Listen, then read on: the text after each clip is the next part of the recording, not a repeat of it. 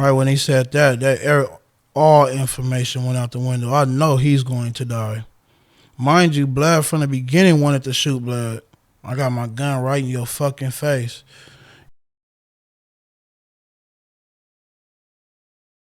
Face the Facts TV.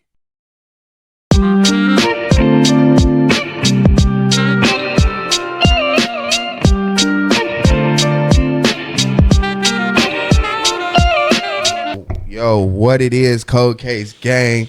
You already know the business. Welcome back to Face the Facts TV, where we talk about the realest shit and react to some of the most wildest videos. This is your boy Cold Case Face Bang. Y'all already know that. And today, oh man, y'all already know, man. I got one of them guys, man. One of them guys. You know what I'm talking about? In the building today, man. I'm excited for this episode, man. We got a lot of ground to cover, a lot of shit to talk about, man. This is gonna be exciting, man. If y'all don't know, you're gonna know. I'm pretty sure a lot of y'all do know. So I'm gonna let my boy introduce himself. You know what I'm talking about? How you feeling today, man? Oh man, feeling amazing. Happy to be here on my Ace Coon Goon, you dig? Yes, the one and only Eddie Mack, man. Legendary Eddie Mack, Southeast Dago, you feel me, to be exact. Wrongkind, Dolphin Music, you dig? On Spotify, all the platforms, man. Get with me. Right. Look, okay. So boom. First thing first, you know what I'm saying? We want to, I wanted to touch on, well, it's a lot of shit I want to touch on, but I wanted to talk about, you know, the music, right? I feel like I'm missing something. I'm leaving something out I was going to talk about, but I want to talk about the music because I feel like this is good. This is good stuff because I feel like you, of all people, really understand, you know, content. Like, you know what I'm saying? Like the content within your music. You feel what I'm saying? Definitely. And I think with you just being you're like an open book. You feel me? Like you express how you feel. You express what you was going through. You express how you felt when you was going through it. For certain. That's the difference. You feel me? And I feel like that's why certain artists like you or myself just kind of have like their own lane. You feel what I'm saying? Because it's like, it's very authentic. You feel me? Like niggas know, like, you know what I'm saying? It's not always about trying to brag or boast. You know what I'm saying? It's like, you know, just making the authentic music, bro. So it's like, what? Okay, so I want to ask, like, bro, when was your first like introduction to music? So I always grew up listening to my brother make music. Shout out to my brother Michael Cloud.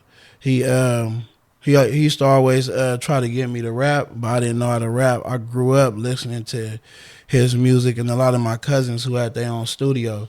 So just like my cousin Bo Heezy, shout out to Bo Heez, he also influenced me to want to rap. So all my cousins and my family had little tapes I listened to, but I was always my big brother's #1 fan. They had a little studio when we was living over there in Creekside. That they was doing flows, and I used to remember all his flows. And after a while, one day, I got a little older. We was drinking. He like, shit, let's go hit the studio. I'm trying to get my little brother, started, get him on the track. And my relative was like, bring him through. So shit, we popped up at the studio. Mind you, people would probably never believe it. I lost all my files to this. I'm mad, but I sucked when I came out. It took lots of practice. I never quit. I went from people, homies and relatives telling me, oh, you got them little kiddie raps. You got the weak raps. I didn't have no story. I wasn't experiencing nothing yet, but I never quit trying. And, after I did my first track, everybody was saying it was whack, but my brother was like, "Little bro, nigga, I'm just happy to hear you on the track. That shit slapping." And my relatives, I felt like they was just doing it to make me happy, but later on they told me, nah, they really saw something within me. So that's how I got introduced to music, and that's what kept me pushing on it. Okay. Now I want to ask this question. Yes, sir. Who were your influences? Like musical, like did you have any like industry? Like did you listen like industry, like back in the day type shit? Like, whatever, The Game or whatever. Like what did you have any like, cause for me, when I was coming up, bro, I ain't gonna lie, like, I was on some hip hop shit. You feel me? I was on some straight hip hop shit, lyrical rap shit, you know what I'm saying? So me growing up, bro, I was honestly, bro, I didn't even listen to Dago music, bro, until I was bro, damn near like grown type shit. You feel me? I was on some like industry shit. Like I would listen to Nas, Eminem, The Game, Exhibit, Dr. Dre, who else? fuck. You know, I don't know, but I just feel like those was kind of like my musical inspiration, like coming up. You know what I'm saying? Because I listen to that type of music. You know what I mean? I like you know, music that got a feel to it. You know what I'm saying? Shit that make you like kind of like get chills a little bit. You know what I'm saying? Like damn, Man, you know what I mean? Like know that's deep. Exactly what you talking Like, about man, when deep. you say chills, and we gonna get on that later. Yeah, we for on sure. chills. So. Mind you, I'm gonna speak about my own music giving me chills too. I don't drop it if it don't give me chills. Nigga. I wrote it's songs I wrote where I drop tears and get chills Nigga, too. what? So I get chills right now. Think about it's nigga, spiritual. what? So, but other than that, growing up, so my first CD that my mom, you know, she purchased it from a crackhead that was walking by. It was Snoop Dogg's. I'm not sure which album it was, but it had the picture of the cartoon picture. Oh yeah, it's Doggy Style. Doggy Style, and it had that. I don't want anybody to that get might the be wrong that idea. might be the East Siders. Yeah, probably that. But it was, you know, that was my favorite track, and it got to a point to where my dad used to get pissed off on me while I'm doing homework. Like, you can't remember how to do your fucking homework, but you listen to Snoop motherfucking Doggy Doggy. You remember the lyrics to That's that. the famous line. So, He loves it. for certain. But I wasn't too far in the industry. I was really more on the Southeast rap. So when I first heard Southeast rap, Slick and Issa and them, I did not know that my brothers and my cousins was listening to regular rappers. You know, when you hear rap, you think it's industry automatically. Yeah. It's somebody rapping. So I later on found out that these niggas is from Southeast. Oh, you know what okay. I'm So saying? you heard him like slapping Mitch and shit. You thought it was like some industry Yeah, shit. you know, it was around the time and like, okay, when I first heard I think I was late to it, but it was around 03.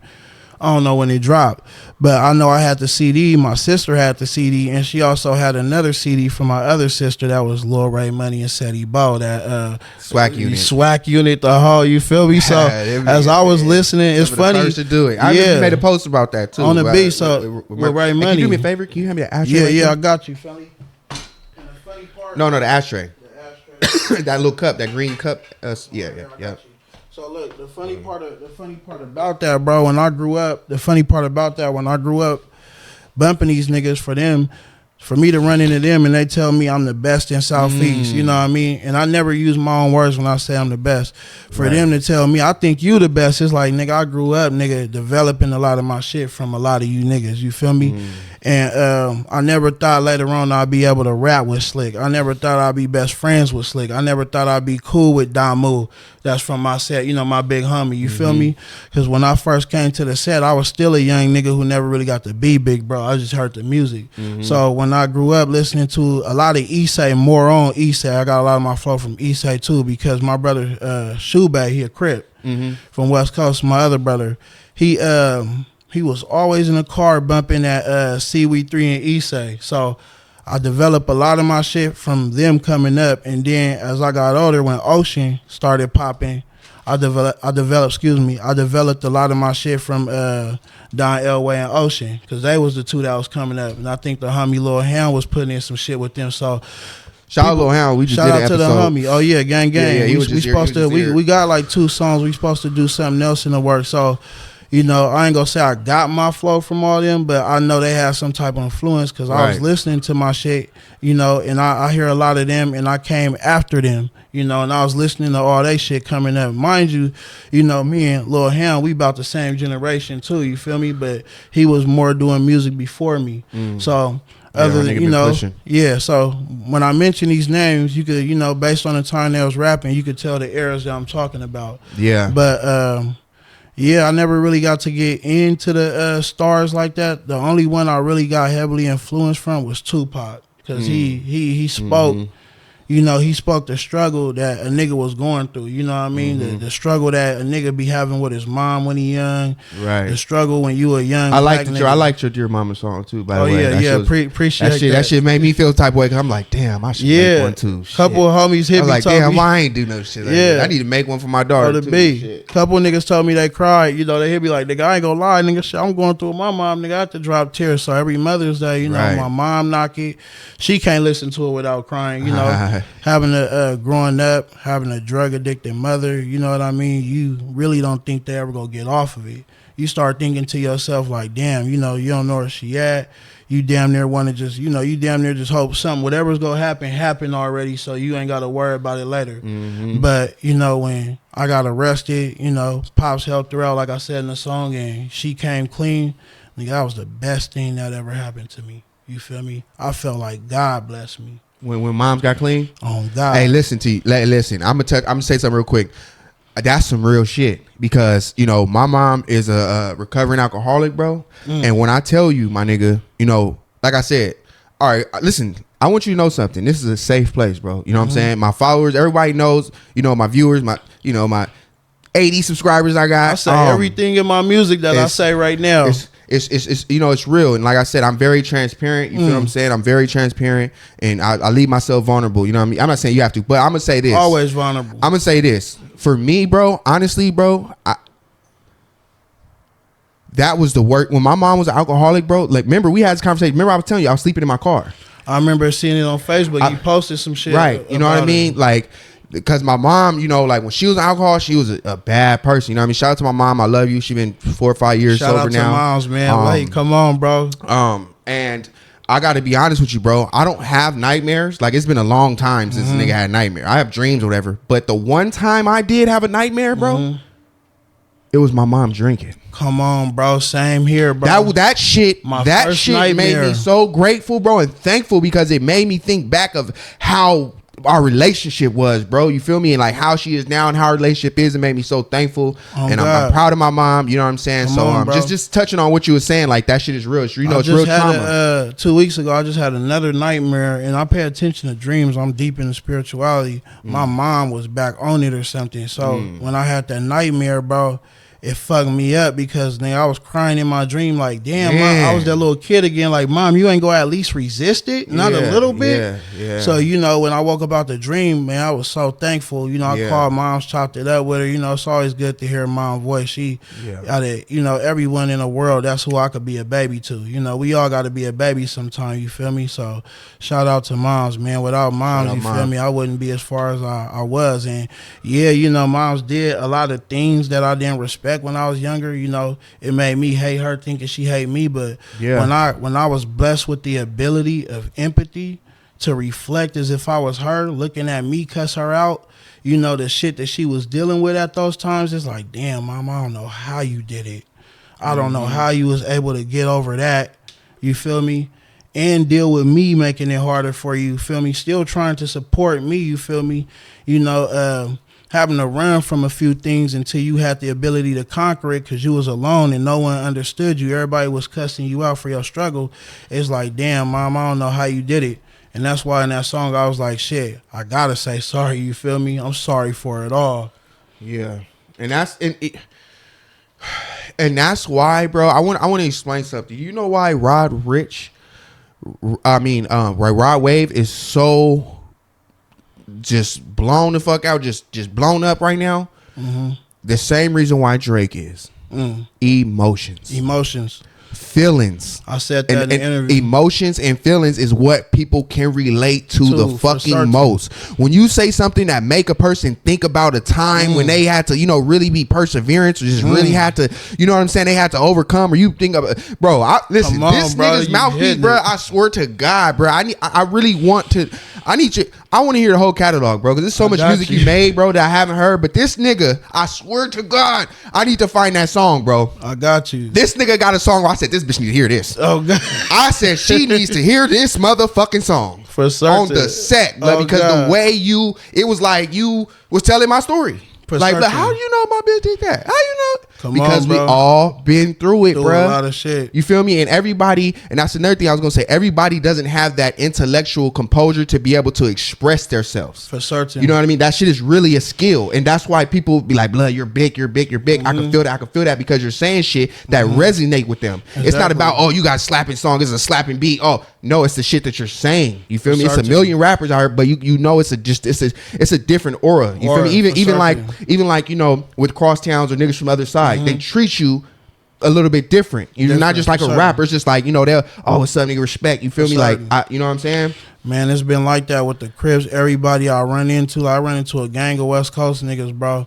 Them niggas embraced me with so much love, got me in there. I'm like, you niggas ain't trying to. They like, nah, bro, we fuck with you, bro, your music. And then I just ran into a little nigga. Funny, I just saw him with my girl at the Jack in the Box. You know, in case he see this interview, I didn't get his name. Shout out to him. He got a neighborhood on his face. I was walking, you know, not to put him out there. I was walking 12th and Imperial. He like, Eddie Mack, it's a gang of my homies around the corner. You might want to walk around. You know, because you know where I'm from, and I could tell you, you know, fan of my music, but I'm like, you know, man, I don't fear me. If it's gonna happen, it's gonna happen. Man. I walked through them, but they embraced me with so much love once again. So real, then no I real. started realizing, you know, what I got was definitely. But here's the special. thing: if you would have listened to bro, if you probably would have did some scary shit, niggas probably wouldn't have had that same. You feel me? Like that energy, niggas would have treated you like who's cuz? Yeah, we read energy. So when they saw my energy, they could tell that I wasn't coming on no drama, but they could also tell I wasn't scared. It's a certain energy that I walk. I believe we all got, you know, we all got energy in us, right? But we also have a God energy in us. And I realize if you know how to use it right and use it to your benefit, you know what I mean? It'll work for you. And I feel like, you know, when I holler at them the way they embrace me, the West Coast embrace me, and even my fans embrace me, it's, you know, it's a miracle. You feel me? The things they say about me, you know what I mean? They be like, I ain't trying to be on your dick or nothing, la la. I be like, man, I hear it all the time, bro. People who listen to my music, to me, I relate to them more than anything because I know if they listen to my music, then they going through what I'm going through. You get what I'm saying? And what you said, you know, right now is, you know, people can relate to feelings. If you look at another interview I did on Dream Radio, I told people, she was like, what do you think about these gangsters who's rapping about the shit you actually living?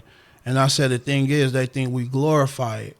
And, you know, we not glorifying anything. It's it's the ones who don't live it that glorify it. For certain. The ones who don't live it, they glorify it. And the ones who live it, we just letting you know we expressing this as pain. Right. And like you said, people relate to emotions because they going through the same shit. So for someone who's about to go through something I already went through, you can listen to my songs and saw how I got around it. Right. So I also give you the keys in my songs. I also tell you what happened, how I felt about it, and I also give you the psychology and my perception. And, you know, I was blessed to see things from every angle. Like me, if me and you get into it right now and you tell me I'm wrong, I'm going to think about that shit all day. And if I'm wrong, I'm going to pop up at your door the next day like, I apologize. You know what? This was an angle I actually didn't see. Right. You know, and you know, like I said, I'm blessed with the ability of empathy, and I hate it. You know what I'm saying? I could feel someone else's pain damn near before I could feel my own. You know what I mean? I get into it with somebody, and I could see myself arguing with them, and I'll be like, you know what, my bad if I came at you, you know, any type of way. You feel me? Have you ever, this is crazy because this is like a little mental thing with me. Have you ever tried to argue with yourself just to see if you were tripping? I would make a point. I would make a point to myself, like in my head though, and then I would try to dispute it with something that I would say. Like if somebody said it to me, I would try to dispute it with something to make sure, right? I'm not tripping. Like, you know, I'll be in my head, and then, you know, I'll just respond the way I respond. I think we all, and a lot of us do that, bro. I think. You know I definitely do it because at the end of the day, bro, you gotta have that lawyer part of your mind, and you gotta have that DA part of your mind that's gonna be like, hey, that's why maybe it's this. You feel me? I talk to myself, man. You know what I mean? I really talk to myself. Like, bro, I think I get that from my mom bad, but people don't know you should. Listen, sometimes you gotta say that shit out loud to make sure because it sounds better in the head. It might sound it, but when you say it out loud, it's like, yeah, no.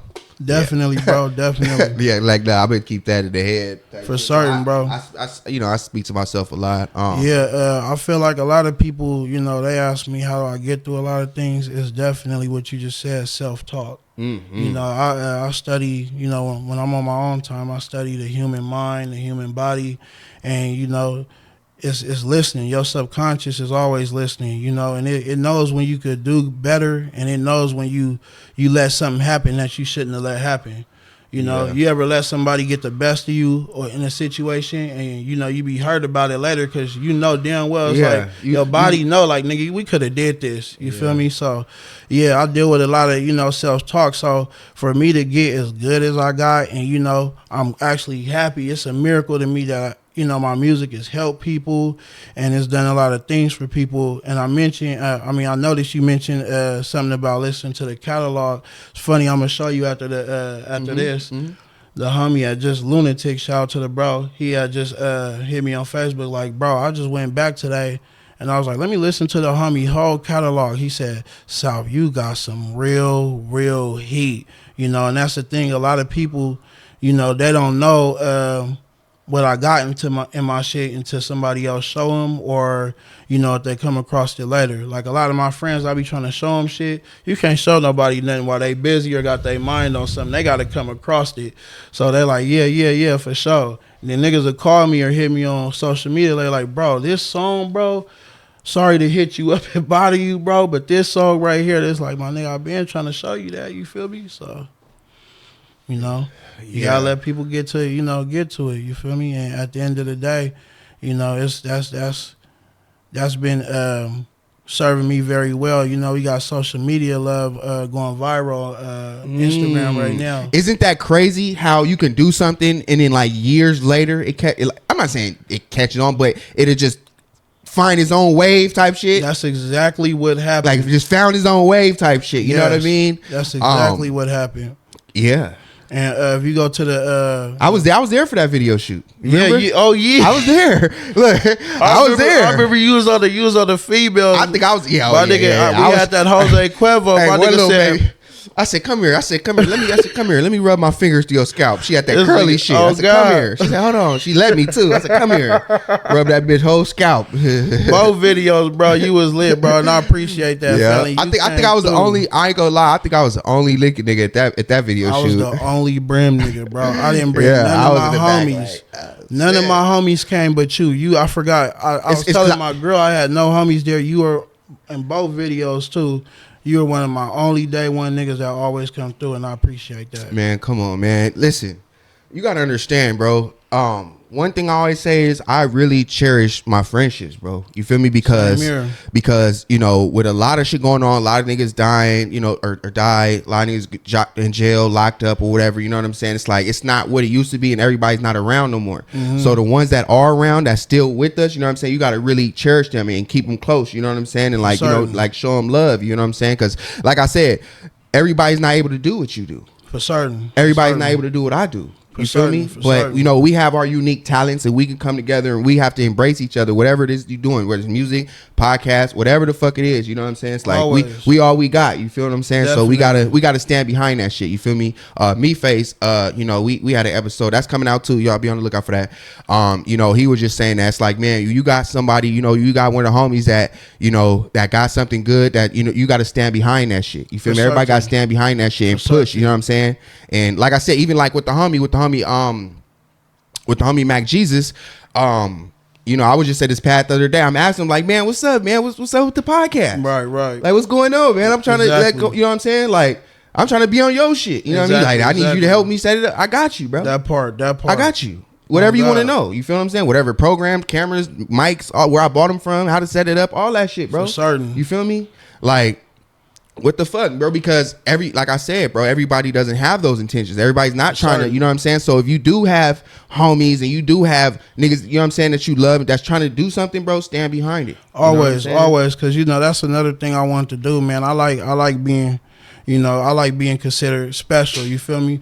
You know, most people who talk about me or who has encountered me, they say I ain't gonna say, you know, like special in a very special way, like special, but they say very unique things about me that most people don't say, because, you know, it makes me feel good when I'm able to help other people out and make them feel good. You know what I'm saying? It make me feel like I'm doing my job, especially if it's someone who been through what I've been through. If anybody need help with anything, you know, I'm always there to, you know, I'm with it. Why not? You know what I'm saying? Because at the end of the day, you know what I mean? I go back to, you know, my interviews. I go back to, you know, the things people say. I got all the screenshots, even the ones you ever posted. I got every screenshot of everybody saying, you know, things about me, because that's what keep me pushing. And I learned that, man, when you help people out, bro, you also building a better future. Let's say you never know. What we doing now could blow up so big, and I'll be a reappearing guest later. You feel Absolutely. me? And it's like, look where we at now, bro. You feel me? Absolutely. I was a part of that. You know Absolutely. what I mean? And Absolutely. that's everything, family. You feel me? Yes. Everything. And you know what, man? I can't express enough, bro, how you know, grateful I am for you showing up. You know what I mean? Fucking with your boy. You know what I mean? You already know. I you know, hey, come on, man. And that's another thing. I'm like, okay, so earlier, you know, my nigga was bringing up a memory. So we about to listen. So y'all don't know. You know what I'm saying? This ain't no. You know, this is really my nigga type shit. Like we go back. That's like way back. So y'all know my fucking memory is so goddamn fucked up. So my nigga was bringing up, he was telling me about a time where, okay, so fuck it. Tell me about that shit, bro. Okay. I want you like as far as like, you know, memories with me, bro. Like help, you know what I mean? Kind of help me remember a little bit, bro. I ain't gonna lie, I got you. Cause my shit is fucked up. So just like if you got any like, you know, earliest memories and shit, fucking. And it was so long ago. I think I was like shit about 14. So that was a long ass time ago. I'm 30 now, about to be 31. So as far as I can remember, rest in peace to the homie J Big and Lil Slick, of course. Yeah, that J Big came running through Crestwood. He had Jew with him, and you know, I'm okay. What's bracket? I meet you. You like okay? I'm Face, and you know, me and J Big chopping it up. And then we bicking it. Mind you, I was a little alcoholic at that time. You know, if you ask any of the homies about younger me, I was always pulling. You them niggas blood pie. You blood was drinking Mad Dog 2020s and shit. I was pulling 40s out my pocket. So I had a whole bottle. I had a whole 40 in my pocket of Old English. And y'all, I'm like, okay, I'm gonna wait for these niggas to go away so I can have my shit to myself. So y'all bicking it with me though. We slap boxing and everything. And I'm like, okay. And y'all was like, okay, shit. I'm like, what y'all got up? Y'all like, shit, we here to bick it. So I'm like, okay, fuck it. I'm not gonna get to my shit. So I'm like, hey, y'all drink beer? You was like, yeah, shit. Well, we go get some. I was like, oh shit, this boom. I pulled the whole 40 out of my shit. My nigga was like, what the fuck? Nigga, you had that the whole time. This nigga 40 like that motherfucker was a little flask or something. Nigga didn't have a bulge or nothing. Nigga or just pulled nothing. It out, like Grand Theft Auto. You know, you nigga just pull out a rocket launcher out of nowhere. Oh God, that's how Blood just pulled out the 40 and shit. I'm like, Blood, what are you telling me? I'm like, and then he tell me certain parts. I'm like, I do it, but it's like me and J Big, like man. Oh man, it was a time you came with Julioso too. Rest in peace to the homie. Man, rest in peace, man. My brothers, man, on the set. And that's one thing that really hurts the most, bro. It's like back in them days, first of all, niggas didn't like cameras. Niggas didn't like taking pictures and none of that type of shit. You feel me? So it's fucked up, bro. It sucks because Blood on the set, I really don't got no pictures with the homies, Blood. Bro, I don't got no fucking pictures with this nigga Julioso, bro. You feel me? Like with him type shit. You know what I mean? Exactly. It's like, Blood, that shit sucks. I got bro. pictures with all the homies, but when I was facing life, my girl that I was with at the time did some foul shit and sold my laptop that had all my old music because I knew I was getting locked up and they was gonna want my pictures. So I took them all off of Facebook, took them all off of everything. And this girl gonna sell my damn laptop that got everything on it from when I was young, the pictures with the homies, everything, history, gone forever. That fucked me up. That took me a while to get over that, bro. I lost music from when I first started. Oh, you know what? I remember when I did something that fucked me up too. Before I knew what format meant. I did not know what that meant, and I found out the fucking hard way. Nigga, I had footage, you know, Dee Dee, rest in peace, you know what I'm saying? Homegirl, rest in peace, you know what I'm saying? I had footage of her. I had footage D Sweet, rest in peace. I had footage of Eddie Bauer, rest in peace. I had shit on this fucking camcorder, bruh, and I did not know what format meant. Damn, that's crazy. I did not know, bro, and I swear to God, I'm like, format, okay. I formatted the shit, bruh, and gone.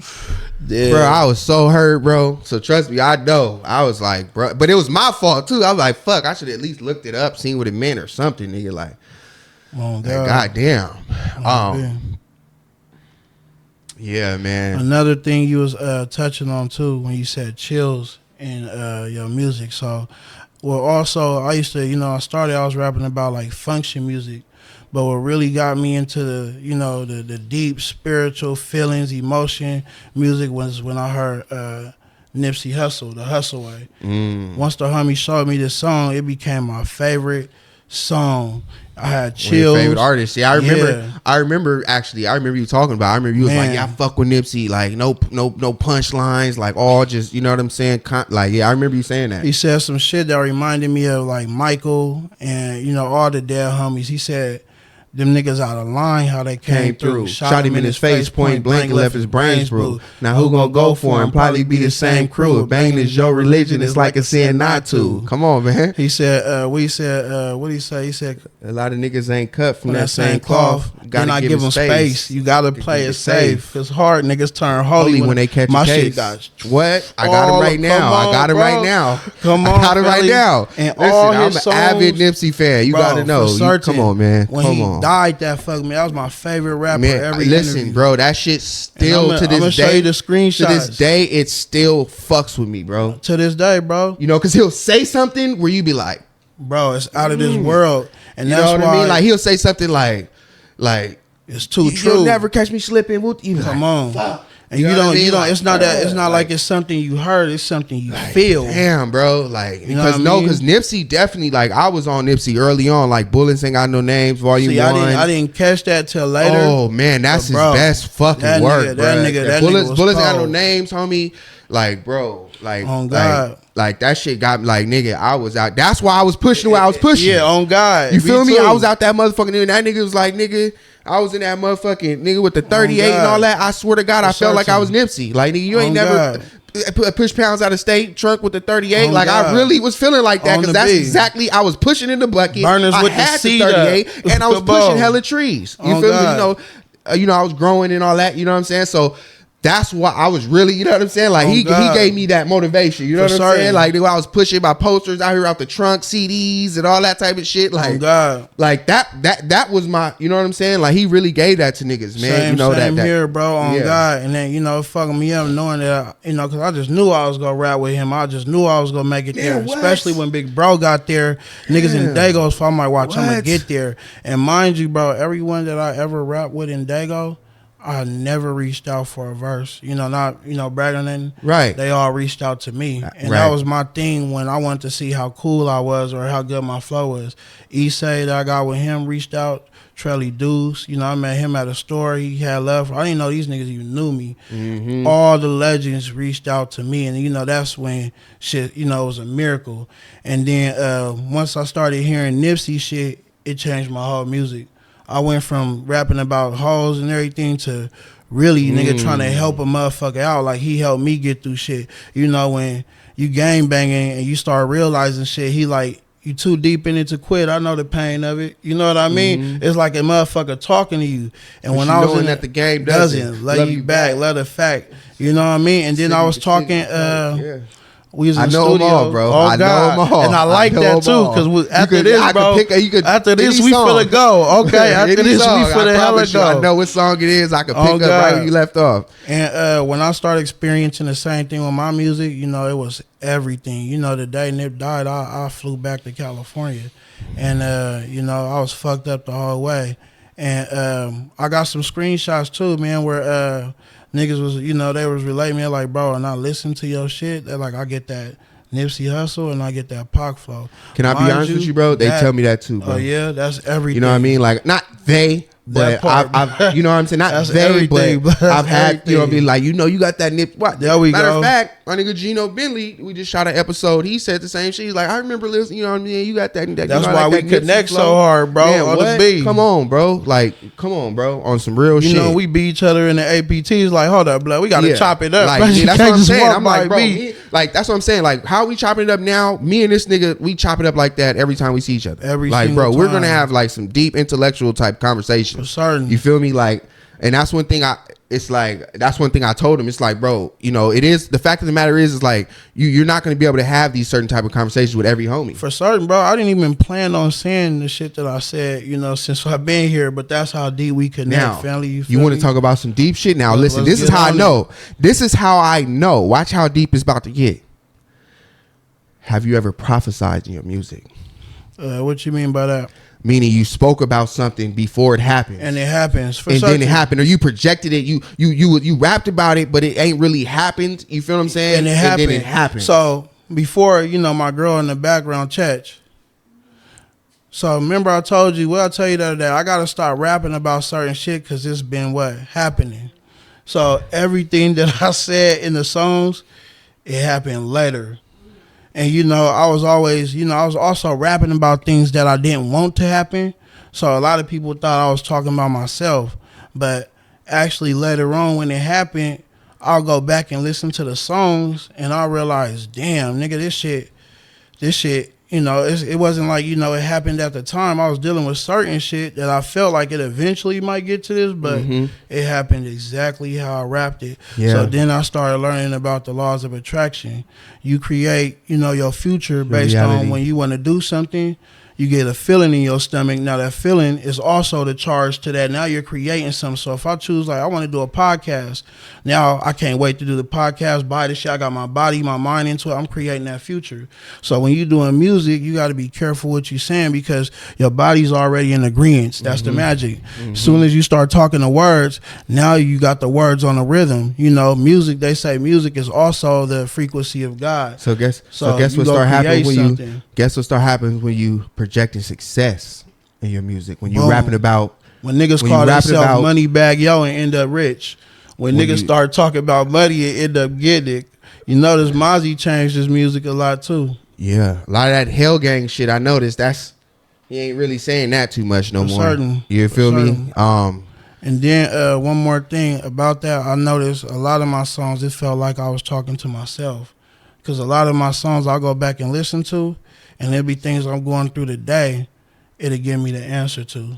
So a lot of my shit, it was also happening in the future, but I feel like a lot of my songs I go back to whenever I'm going through something, and it get me through it, it get me through it in a way, like when I listen to the lyrics, and I'll say something like, you got to separate from people, to, what I say in the song, I said, once you get away from niggas, you go elevate.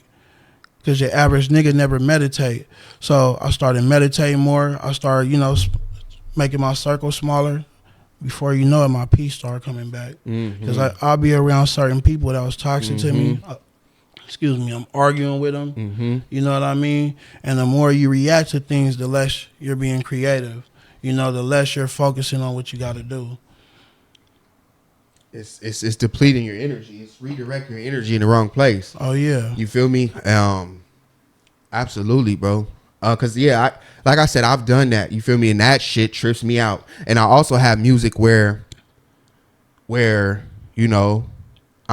feel like I'm in a place to where I've not succeeded, but I knew I was gonna be there. Exactly. You feel me? I got music where it's like I told y'all. Exactly. I told y'all. For certain. You feel what I'm saying? Yeah. And like, music can have you tripping out, bro. That's the music I got. It's like, bro, I told you. Even though I'm not but my music is like, it's like, exactly. And then the song that out of all my music talking about pain, talking about gangster shit, even the songs I talked about hate. The song that's most successful and going viral right now, if you go look at the reels it got on Instagram, you look up social media love, and then you click on reels, everybody around the world listening to my song. Businesses, white people, Arabians, different countries, all around the world. And I noticed that's the only song. I'm playing that shit in my head right now. That's the only song Facebook, where Instagram, Twitter, and the Snapchat. Facebook, yeah. Twitter, only song. I just redid the cover too, because I want to, and I'm going to redo a video. I'm going to need you in it because, I got a lot of twerking in it and everything. So I want to make it more for the kids because the kids is using it. Yeah. The promoters is using it. It's literally around the world. And, it's the only song that, I actually named that got the name Love in it. Social media love.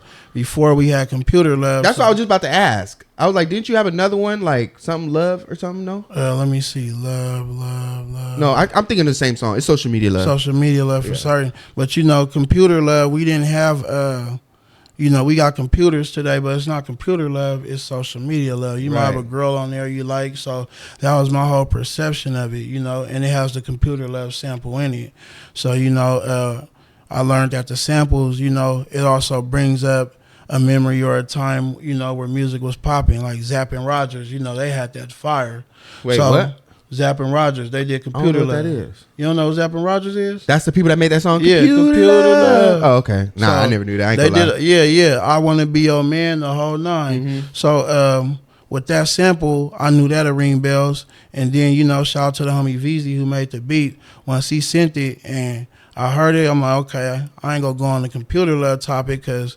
We on computers and phones and shit, but we ain't really on no computer love sending emails and shit. Hell nah. We on social media giving likes. So I did the, Facebook, Instagram, Twitter. K Biz was right there with me. He was finna hop on it, but he ended up leaving that day. So I knocked it out myself and did the video. And surprisingly, bro, I forgot all about it. I just happened to check on it years later, and it was like God was working behind my back, going viral out of nowhere. That's epic, His bro. song. That's a blessing, man. Every day I check, it's at least 100 new reels every day. That's epic. That's epic. You deserve it, bro. Appreciate that. Hey, everything. And that's why, bro, honestly, like, okay, so with music, right? Mm-hmm. Nigga, I only dropped one mixtape. You know what I mean? Like, I'm not gonna lie, bro. Like, I dropped that one mixtape back. I got new work and shit. Bro. I noticed you a focused nigga, bro. I'm kind of. I used to hit you up for music certain times, but you had business you had to handle. Because you know what? Honestly, bro, the same way how that music is blowing up, like now, I really have faith. Like I really like quality is everything to me. I don't care about putting out 9 mixtapes. No, I'd rather put out 10 songs of some of the best shit you ever heard than 8 mixtapes of some garbage. You know what I'm saying? For certain. So with me, bro, like I said, you've been consistent. You've been doing your shit, bro. You got a lot of perseverance out here. Appreciate that. And like I said, that song, we made it years ago, but it's blowing up now. So I just feel like, bro, like I'm really just trusting the process. You know what I'm saying? Like with me, I love this music. I'm never gonna stop doing it. I'm not putting no age on this shit. I don't care. Like I feel like some people be like, man, if I don't, if I'm not on by this, man, look, bro. Like if that's the way you look at it, cool. You know what I'm saying? But it's certain people that use this as, it's a platform to vent, or it's just something you do because you just really love it. Like you know what I'm saying? So it's like for me, I'm not tripping if nigga don't get on through this music shit, but I'm still gonna do it. You feel me? I'm still gonna make quality shit. I'm still gonna, you know what I'm saying? Because I really love to do it, and you know what I'm saying? So that part exactly, bro. Because if you love to do it, you're benefit like from bro, it. beats is everything to me. Like, bro, when I hear a certain beat, bro, and then that motherfucker got symphony and tell you what to say, don't it? It come out, bro. Certain. Like I have to talk like on this motherfucker. So as long as they making beats, slapping beats, I'm never gonna stop rapping. You feel me? And I'm not tripping because at the end of the day, the industry is changing now. You feel me? Like what you consider on and all that type of shit is not the same, bro. You got independent artists that's on that you never heard of. Exactly. That's rich than a motherfucker. That's rich, independent. Richer than mainstream niggas that you never heard of. You get 1,000 niggas to listen to you every day, bro. You gonna have some paper. You drop your album, 1,000 niggas or even 100 niggas buy it. That's damn near $1,000. So you don't really need much to be a popping artist. And the reason why I also do it is because, I realize, a lot of shit I'm going through, I can help somebody else, but to be honest, this is the only place where people actually listen to me. I can't complain about nothing. I can't whine about nothing. I'm like, are you complaining? Are you tripping? But when you say it in the song, it's like, damn, bro, I didn't know you was feeling this way. You know what? You know what I mean? And I want to touch on this topic because it just popped in my head and I don't want to forget because I just thought about it. Gang. I remember you had a song. I don't know what song it is. I'm pretty sure you know. Where you talked about, homies kind of taking your kindness for weakness. Like, niggas stealing from you and you looking out for niggas. Have you ever? Have you ever been like that? Yeah. But shout out to my nigga Chache. Shout out to Illusion. Yeah. Shout out to my guy. I'm gonna get your ass on this motherfucking show too, niggas. For certain. So I felt that too.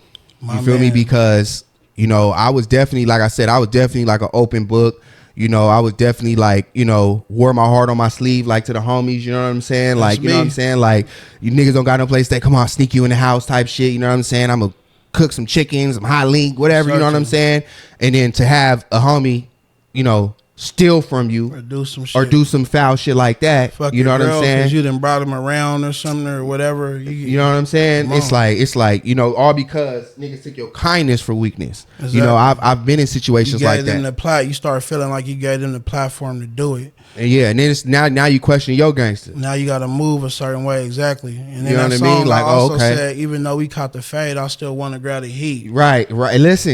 Listen, bro. That's what I'm saying, bro. I can literally relate to that shit to a T. You feel me? I like blood. I didn't had niggas like I put my life on the line, all types of shit for niggas. And you know what I mean? You steal from me, blood. You feel what I'm saying? And like I said, we had a situation like that where nigga we gonna get down. But rightfully so, I could have smoked you. For certain. You feel me? For stealing from me. You feel me? I could have. You know, not hard to find because we like, homies. You know what I'm saying? And you know, what can you say, bro? You feel what I'm saying? But just because you could do something doesn't mean you should. Exactly. You feel me? And that was a big lesson I learned. I learned that it fuck people more up when you don't act on things that you should have acted on. They'll even come talking to you trying to be your friend and see if you tripping on it. It really fuck people up. So if you do it the mental way, it's always better. You know, and at the end of the day, you know, we gotta if you're a real giant and I put you in a position to where you stole from me, then apparently it ain't big enough to truly affect me. You know what I'm saying? Because at the end of the day, you needed me more than I needed you. So, you know, it's cool. I went ahead and, you know, I brushed it off. But at the end of the day, the biggest thing was I learned from it. You know, ain't nothing a lesson learned until you learn it. Don't let it hurt you. Absolutely, bro. Because, okay, basically, bro, like I said, you know, we have incidents, you know, circumstances, you know, homies on homies, whatever, for whatever reason, you know what I'm saying? Internal shit, one homies might shoot the homie, whatever. But the whole fact of the matter is even when the nigga's in the right, you're still wrong. For certain. You feel me? Like, and you're never going to be able, because it's always going to be somebody that's going to feel some type of way. You feel what I'm saying? Regardless. If that's nigga brother, cousin, I don't care what he did. You know what I'm saying? Exactly. And so now your comfortability in your own area is fucked up. You can't really be around now. You can't, you know what I'm saying? And so now at the same time, a lot of these situations could really been talked out. Right. You see what I'm saying? Like exactly. A lot of situations could have been chunked them out, throw some hands. You know what I'm saying? Exactly. Because you know, leading up to certain shit, every action has a reaction. You feel me? And you might be right, nigga might be wrong. You might be right, but it's gonna affect your day-to-day life. Exactly. You feel me? And you have to think about that, bro. You know what I'm saying? Like exactly. So I came to a decision because I realized, you know, I always fight people for a lot of shit, and then I realized, how could I say this? Beating them up didn't always give me the answer, because the thing is, if I'm gonna bicker around them, or do I gotta be around them, what I really need is I need them to be a safe environment around me. I need them to be a better person, someone that's not gonna steal from me. So if I can't get that out of them, well, if I can't change them, or, you know, maybe they're like, I don't give a fuck blood, whatever, okay, now I have to change me. Do I really need them to feel how I want to feel, or to be how I want to be? They say you don't need to change those around you. You need to change yourself. No, you don't try to change those around you. Just change those that's around you. For certain. See what I'm saying? So instead of trying to change the people that's around, like changing them, like trying to fix them, swap them out. For certain. If they, you know, especially if you have to, you know, if it's detrimental to your mental health, to your, you know what I'm saying, whatever's, you know what I mean? Because like I said, bro, I'm not trying to be attached to, I'm not trying to be around niggas that's on some bullshit, that's got negative vibes, that's on some, you know what I'm saying, that's not in a direction that I'm trying to go. For certain. You feel me? Like, not saying, you know, it's bracket, I fuck with niggas or whatever, but you're not somebody that I'm gonna, like, you know, invest my time in or try to build something with, or you know what I'm saying? Like, it's certain homies that I love to death. You feel me? I love to death, bro. You know what I'm saying? But at the same time, you know, we on two different paths. You feel me? We on two different, you know, motions or whatever. Nigga, we can always link up, chop it up, smoke or whatever. But, you know, I limit my amount of time. For certain. You know, if you're not, you know, trying to grow, if you're not, you know what I'm saying? Then it's like, I got to limit my amount of time that I give to you. Feel me? Because, you know, my energy, you feel me, is like, you know, I don't have, you know, I got to use it sparingly. You got to protect it. You know what I'm saying? Like, because this shit is not easy, bro, out here. You know what I'm saying? Like, so, and, you know, okay. I wanted to actually speaking on that. I wanted to touch. I wanted to know about that whole case with the life sentence and the what was the penal code called? Was 182.5. 182.5. All right. So how many listen, for y'all that don't know, bro, I really be out of the loop with shit. You know what I'm saying? Like, and that's what comes with just sticking to yourself a lot of times. You feel me? Like, if you're not, asking, then you really don't know. You feel me? So I really be out of the loop. You feel me? With some stuff. You feel me? So kind of just starting from the beginning. Like, how many? First of all, how many niggas was on that case? Or how many people did they have? It was 18 of us. I think 15 on the Lincoln's case. And I'll say we was all facing multiple life sentences, like 8 or 7 of them consecutive. Right. So they tried to charge us for all the murders from the set that they had, on file, that they couldn't put a person to individually charge from. And they tried to charge us for all the attempteds that they had on file that they couldn't individually charge us with. A couple individuals was caught with pistols.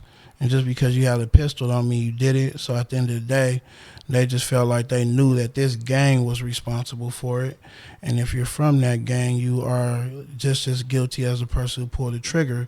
Because when you bang on someone... So they're trying to make niggas pay as a whole. Yes. Like if one of y'all do it, all of y'all pay. Yes, because if I go outside and bang on somebody right now and tell them where I'm from, they go think about those K's and be like, I know he's from a specific type of people that, that really press a certain type of line. And, that information, has got around because every gang out here got K's. So if you're from an actual gang that got K's, people start to fear you if anyone from that gang bang on you versus someone who's from a clique that just never did nothing and they bang on you. You're not going to fear that.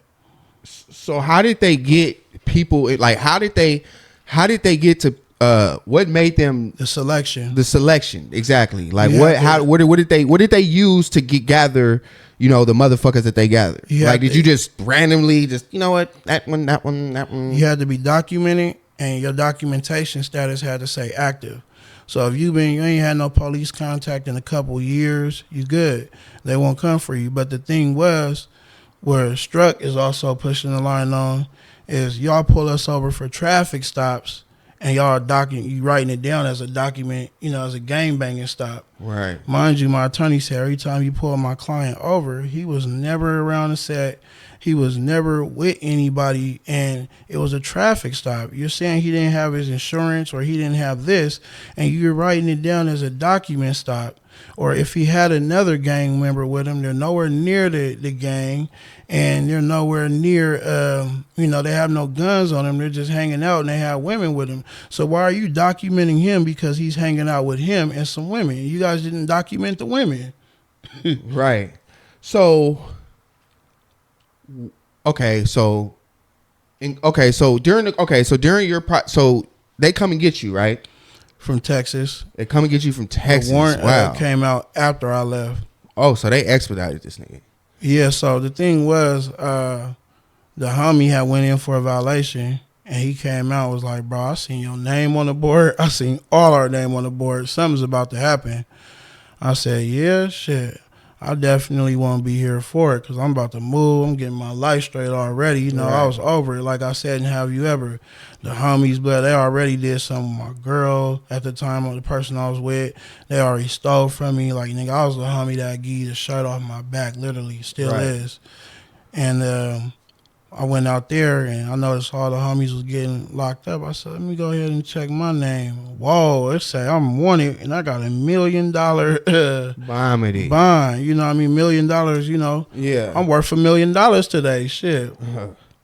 He's a millionaire that day. They came to my first job, they called, and, I was a medical assistant, and I was in the externship, so I had no documentation here. They had to go to the school, and the school told them where I was at. So, because I had transferred from California out there to finish my externship, but I was still a student here. So they, the chiropractor manager comes, he said, hey, the sheriff's calling me to ask where you here. I told them I couldn't tell them. They said, no worries, they're on their way. I got up out of there immediately. So I'm working at another job. Mind you, you know, I'm ready to go in, but Pop's like, shit, they want to come get you, let them come get you. I'm at my other job. I'm like, I already know they gonna come here. Okay, so during this time, you knew they was looking for you, but you didn't really know why. Like you didn't have no like ID or nothing. You just knew that they was. I just knew they was locking up the homies, and it said I was locked up for conspiracy. You know, I mean, it said I had $1 million warrant for conspiracy. Okay. So, you know, I talked to Pops like, should we fly out there, turn myself in? He like, nah, they want to come get you. Shit, let them come get you. Shit, let them do their job. So I kept working. The homies like, why are you working? You know you on the run. I'm not trying to stay on the run. Nigga, they want to come get me. Nigga, come get me. I need this out the way. I got a family. I got a son I'm raising. Yeah, right. Stepson. Right. So at the end of the day, you know. And you probably feeling like, nigga, whatever this shit is, it's because I ain't do nothing. So exactly. Whatever, it's a misunderstanding. It's going. And they came and got me when I was getting off of work. Like, nigga, y'all should have came at the beginning. Y'all wait till I'm done, ready to go home, showered. They ran up in there, nigga, point. Nigga, it was like the military. Nigga, they all outside, pistols drawn, nigga, AK-47s. Oh, my God. Mind you, my sister was the manager there, so she pulled up late crying. You know, she mad that she wasn't able to hide me. I'm not tripping. Feel me? This ain't something I was going to be able to run from. They was going to keep coming for me, you know. So. Right. I mean, yeah. All right. So how long was you locked up, and what was the whole case? Like, how did you end up getting out of that? I was locked up for 7 months, right? So the way I got up out of it, they had to, so first of all, the people who were dead on the case were Crips. So they had to prove that I don't like Crips. I hate Crips. So, and they were doing that with Facebook pictures, the homies throwing up CKs. So they were using the CKs to prove that we hate Crips. And they were trying to use my raps, but there was nothing in my raps that solidified the crime. And also, when my attorney got up, you know, this is where my deal changed from life to time served. My attorney stood up. He said, if you look at all my clients' pictures, yes, he's throwing up brims, but he's in college throwing up brims. He's at work throwing up brims. He's taking care of the kids throwing up brims. You know, not to throw his friends under the bus. They're all at a party or a function throwing up brims. Notice every client in the picture is throwing up a CK. My client does not have one CK in any pictures throwing up. Mm-hmm. And after that, the next day, they was talking about time served. And we all thought that, you know, if they let one of us out, they let us all out. So I was declining the deal. Like, I didn't do nothing. I could have easily got out, so I was denying freedom trying to help my friends. Told you that's the type of heart I got. Mm-hmm. And then it got to the point to where the homie, Lil Scrap, hollered at me like, Dolphin, just take your deal, bro. Get out. And I got out.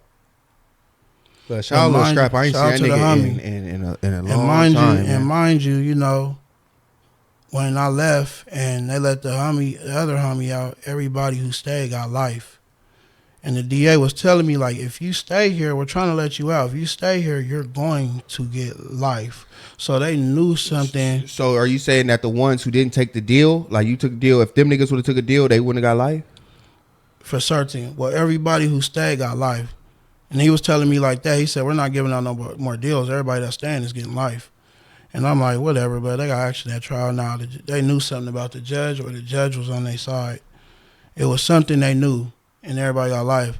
And shout out to Big Nick. He just recently got out, and he's been fighting for 10 years on appeals and everything.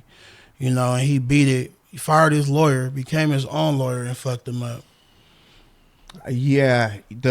When you said that, the way we thought when one homie beat it, then we all get off. Because they got us all together. Right. Because you don't have individual evidence for an individual. You're using this as a group. You use me as a group, and y'all was wrong. I'm out. You use them as a group. They should be out of there too, because you don't have no individual proof that this person, you know what I'm saying? Because once once one get out, they start letting more and more out. Once one Lincoln got out, the rest of the Lincoln. So I'm trying to figure out how the fuck is that even possible, bruh? Like, how did they get away with that? Like, you know what I'm saying? Like, how? So I don't think they getting away with it too long, thanks to Tiny doing Struck, what they pushing, you know, and they got $1 million for it, you know. That's what I'm saying. Unfortunately, I took the time served deal, so I really can't get it. But I was pressured. So wait, what was the situation with them? Did they took it to trial and beat it? Nah, they bailed out. Once they got bailed out, their charges dropped. So once they charges dropped, they went ahead and got that $1 million. Wow. Because when you ain't locked up, shit, you know. Yeah, you got action. You got They action know to that. fight. You at Yeah, they home know now. that. You can do this Yeah. all day. Hey, you know worthy. Yeah. So Yeah. that tells you alone that they want to destroy you. Okay. All right. So so boom. I want to get into what's the movement with Struck, Tiny Dude? What do we got going on? Because I know the homie's in college. He's going to college to be a lawyer, right? So you're right. I wasn't 100% paying attention to it like I should. And you know, his dad also helped me when the babbies was outside fucking with me. Shout out to him. But I know they are pushing and they starting at the root, because the root of it is documentation. They run around document people. They document the homie Tay Savages for being in the car with me once. Right. When we find out later, you got to be seen with gang members 3 times. Different gang members from that gang, not the same one. So they beat him with me the first time and documented him. So mind you, when they're documenting you and you're not tripping, this is documentation, ain't like I'm going to jail. And then later on, if they come up with a gang case, they could take you because they now have you as active. So mind you, they'll use your Facebook IP address and keep your location, and they'll pull you over sometimes just to keep you active. When they pull you over and see you, that's another police seeing you, and he's going to document that to keep you active. Versus you thinking, okay, I just got pulled over, he letting me go. Mm-hmm. So when the police was pulling me over, they stopped pulling me over because I said, I know what you're doing. Yeah, you already know you gonna let me go if you don't find nothing in here. But what you really doing is you pulling me over just to put me as active, like I'm still out here and I'm still doing this. Mm-hmm. And once he took, that officer, I should have took his name down. He looked at me, he said, I see you know the game. And he looked at my case. He said, oh, you're a part of 182.5. And then he reminded me, like, I was the one who took you to jail. Mm-hmm. I need to get that information because he did take me to jail. My bad. No, and I realized when he took me to jail that day, I remember who he was because he had Dedrick and Deshaun's name on top of his hot. Oh, them thing. Niggas. Mm-hmm. Shout out to the homies. You know what I mean? I just had blood on the show. He said he was going to go get them next. And like I said, bruh, I guess that just came with just being everywhere around everybody. Yes. You know what I mean? When you're around everybody and you everywhere, like I think that's why I've been able to, because one thing I've noticed, they never bring up gang shit, bro. Whenever I catch cases or any type of shit, they never bring up gang shit. Yeah. But certain. I mean, you know what I mean? Like, and I don't know why, and I feel like it's the only reason why is because they haven't caught me in too many. I'm not, like I said, I know I'm not in no pictures like that. You know what I'm saying? Same here like, now. When I know I'm not in no pictures like that. Like, and I'm not around hella niggas and different. You know what I mean? I'm not functioning with different group of niggas. Like you know what I'm saying? Like, yeah, maybe that's why, bro. You know what I'm saying? Because you know me, I'm yeah, man. Now when my name ain't Cold Case for no reason, man. Bro. Now when they see me, they just be like, oh yeah, we could tell you ain't been been around or doing that no more because it's been so long since I've been seen on that. Even when the police beat me up recently on the Blazy. Yeah. You know what? Yeah, let's talk about that, bro. That's funny because I was thinking about that. It popped in my head. Because I remember you was telling me about it. I'm like, blood, you trying to sue their ass? You was trying to get a lawyer or whatever. So what happened, bro? I'm in the process of suing them now by that. So what happened was my car had broke down on the blade. Mind you, I'm with my girl, she Mexican, it's looking like a pimp in a car. So we waiting on the tow truck, you know what I'm saying? Tow truck taking forever. We fall asleep. I wake up to the Babylon right there, like, get out the car. I'm like, hold on, we might want to record. I'm like, you don't want my license, insurance? No, get out the car. I said, oh yeah, I'm finna. National City Babylon is Bomber D. I'm like, something finna happen. I told my girl, we finna record this. He like, no recording. I got one. I said, I don't trust your camera. So I got out the car, and he like, give me the phone. I said, no. Wow. I got the video too. I'll show you after this. He slammed me on the ground. All I felt was, and they managed to get me in handcuffs. All I felt was elbows, nigga punches, beating the shit out of me. Are you serious? They tried to George Floyd me, drag me behind my car, my head's under the car. Blood got his elbow. But blood, was you don't lie, blood? Was you wrestling with him? Like, get the fuck off me. Not at all, nigga. I was scared for my life because it was a point to where I realized I'm on handcuffs. you know, I'm not resisting. My girl. Oh, you was already cuffed and they was still fucking you up? My girl runs and grabs my phone and she got on camera. He's not resisting. What are you doing? They still saying stop resisting. So they send an officer to rush her, grab her, and take the phone. All he cared about was getting the phone. Grab the phone from her. Grab the phone. Because she's recording what they doing to me. Mind you, I tried to stand up, and these niggas kind of flew up, so I knew they were small niggas and couldn't beat me up. I heard them going for their gun. They got dropped right back down. I told my girl, I said, hey, it's okay. I might die, but it's good, you know, but I'm yelling it, though. And I'm letting them know, like, hey, I can't breathe. You feel me? I can't breathe. And, you know, I realized me saying, I can't breathe, they wasn't listening. So I lowered my voice. I said, hey, I can't breathe. And that's when they brought me up. Listen, learning, and that's why, this is part of the reason why I made the channel. And that's why, you know, we're going to get into this segment a little bit later, you know, into the reaction video, is how to deal with the police, bro, in certain situations. Because you knew, like you said, he said, I heard niggas reaching for guns. I bicked it. I been gave them their power, too. I you know what I'm saying? Like, that's what I'm saying. Like, bro, when it's up, it's up. You feel me? Like, when you realize it's about to come to a point to where your life is, all right, listen. You know what I mean? Like, and that's important, bro. You feel me? I speak on that shit a lot on this channel, bro. You know what I'm saying? We react to a lot of police footage on this motherfucker. I might die the next time they pull me over, blood. Because at the end of the day, I don't know if I get my hands again after that experience. Listen, bro. Okay, so did they took you to jail? Yeah, it took me to jail. I bailed out. But before, this is the crazy part about it. The same officer who whipped my ass takes me to jail. There's no one there. The same officer who whipped my ass does the paperwork. The same officer there takes me to the hospital against my will. I said, take me to jail. I don't want to go to the hospital. I'm going to do that myself. He takes me to the hospital. He gets his doctor to say there's nothing wrong with me. And the doctor's like, here, you want to sign it? He says, no, I'll sign it. I said, I'm not signing that shit. I'm here against my will. He was supposed to take me to jail because he's trying to cover up his tracks. Right. So I'm like, you know you fucked up. I can see it in your eyes. You know you fucked up. You know what I'm saying? Yeah. And he take me to jail.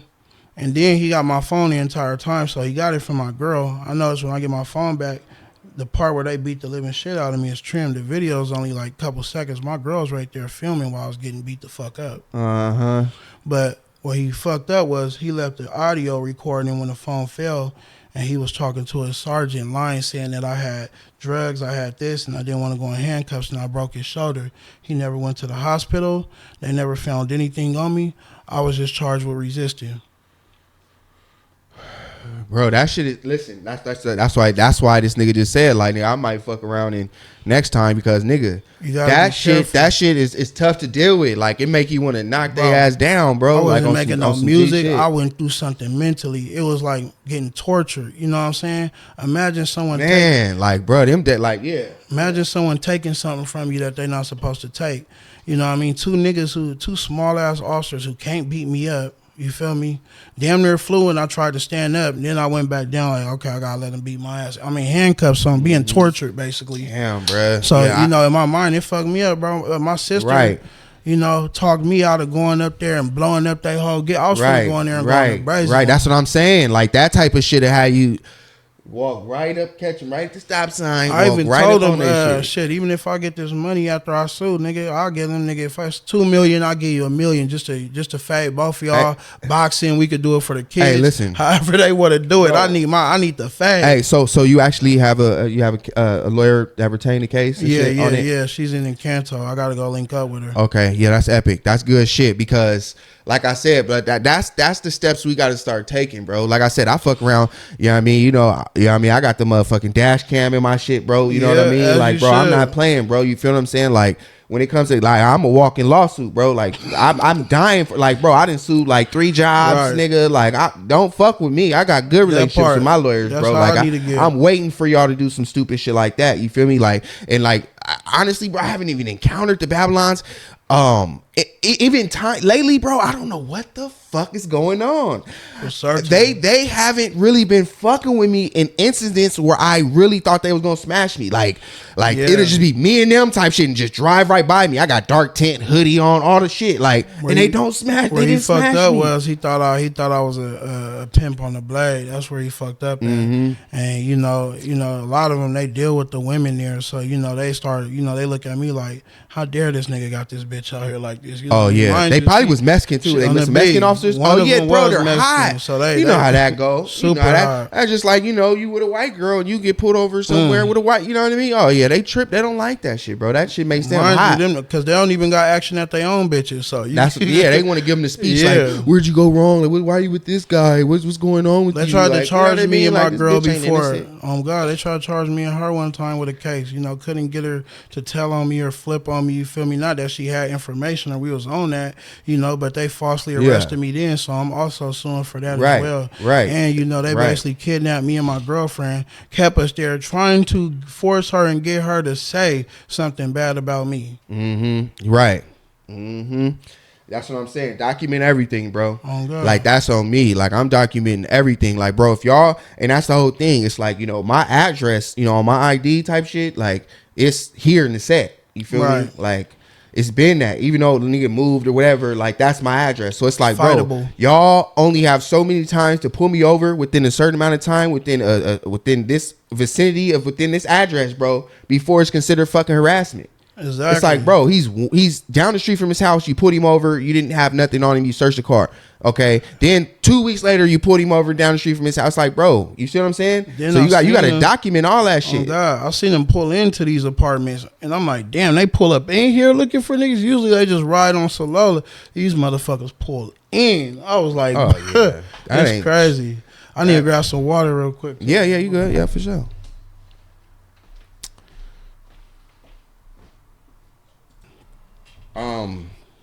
So yeah, like I said, with me, bro, I document everything now. I want the location where we're at, badge numbers, all that type of shit. And on top of that, I'm not gonna lie.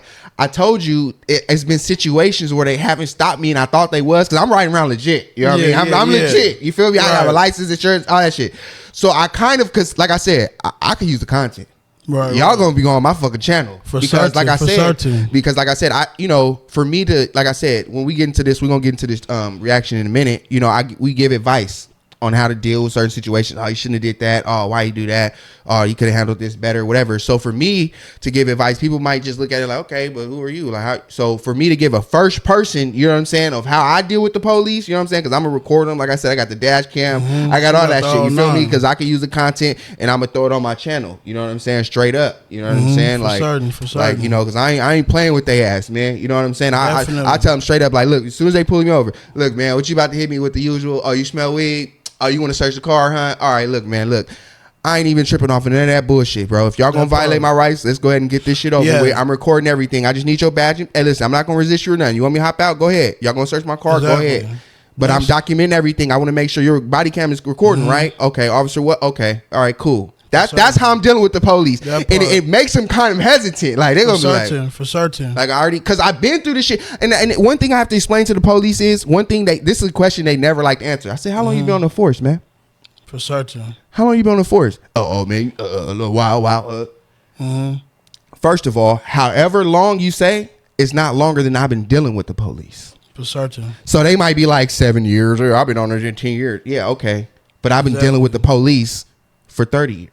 For my whole motherfucking life. That part. For 20 years. You only been on the force for 7. So I really know more about the police than you. For certain. You feel me? Like, that's what I'm saying. They don't want to have that type of conversation with them. So I'm like, man, I don't even want to talk to you, bro. Like, that's what I'm saying. Like, the police, honestly, they move a little bit. It's a lot of rookies now. It's a lot of rookies. Old school GSU. That's what I'm saying. You talking about the Babylons pulling in. Like, nigga, that ain't nothing, bro. They used to have tactics. Yeah, they used to have they used to pull in at the same time simultaneously from different parking lots and try to flush niggas out. You know what I'm saying? Like, yeah, doing all that type of shit. You know what I mean? Unmarked cars. Oh my God, me and Squabble got to talk about that shit. So I put it in my mind. What shocked me was when I started realizing it's a guarantee. They're always going to try to violate your rights. Your rights is like damn near nothing to them because they rather dig in your car and find something. Yes. That's what I said. And I've tried. Even if you're legit and you give them all the paperwork, okay, we stopped you because you didn't use your blinker. Okay, give me my ticket.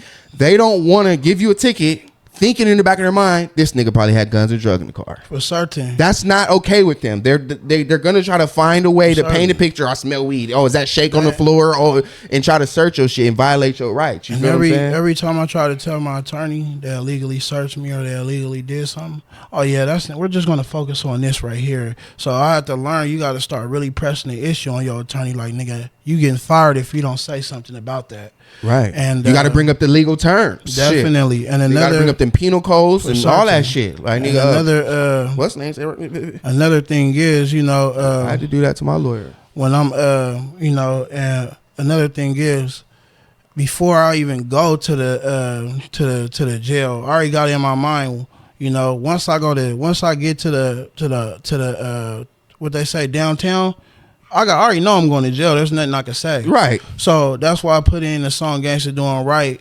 When you say you want your lawyer, the detective got to stop. A lot of these niggas who snitched, they be thinking they can talk their way out of some shit. And the only reason why they snitch is because in a set or anywhere, we teach niggas how to fight.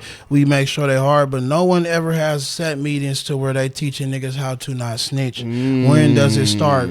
They thinking it's in court. So that's why I said on Gangsta Doing Right, you know what I'm saying? When you want your lawyer, the detective got to stop. You know what? That was fucking deep. Yeah. That was deep. Yes, sir. This nigga, okay, what the fuck? This nigga, see, oh my God, this nigga is crazy.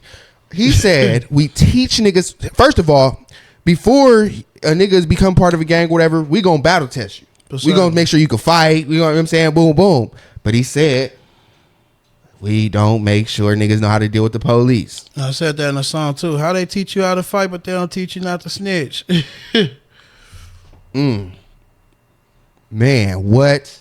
For certain. Nigga shit, you know what? That's crazy. That made me think like nigga should have meetings, blood in the room, blood, and play the TV, blood, of certain scenarios and shit, blood, playing certain shit like blood. See this right here, like really laying it out for niggas. Because at the end of the day, blood, it's like nigga. When you make sense to them, they actually back off on you. But that officer, he clearly knew what he wanted to do, the one that beat me up. But there was other officers who they didn't. They'll sit there while they running my license and shit. You would think you would go through that in like Texas or something, huh? No, Texas, bro. Here.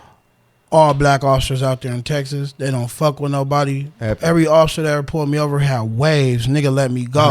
Oh, you really from Cali? You was in a different part of Texas. You wasn't in like one of them redneck type. Dallas and Houston, all black officers. I'm asking the police. I'm asking the policeman, like, how do it feel, being a black nigga, you pull people over? He said, I don't fuck with nobody.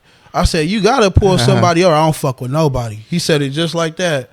That's what's up. Out here, when the police run my name, I think it's because it's more black people out there. Yeah, you know what I mean? Definitely. It's just way more black people. Black-owned businesses. Yeah. Now, if you're a predominantly white place with a lot of white police officers and so like 2 black police officers. Here. That's what I'm saying. Here, exactly. You're not gonna have no type of. You gonna act just like one of them. Black ones gonna be on their side. They already don't like you because they think they know you. And here's another thing: when they running my name or they got my license, they're sitting there trying to talk to me. So how's you guys going? Where you going? I always tell them, no offense, but I prefer not to. I prefer to use my right for silence. Oh, you're not under arrest or anything. That's cool, but I don't really think there's anything you could say to me that right. There's nothing to talk about. He like, well, we're just waiting for your license to go by. I said, no, you're not. You're looking for an opportunity to either search my car or tow it.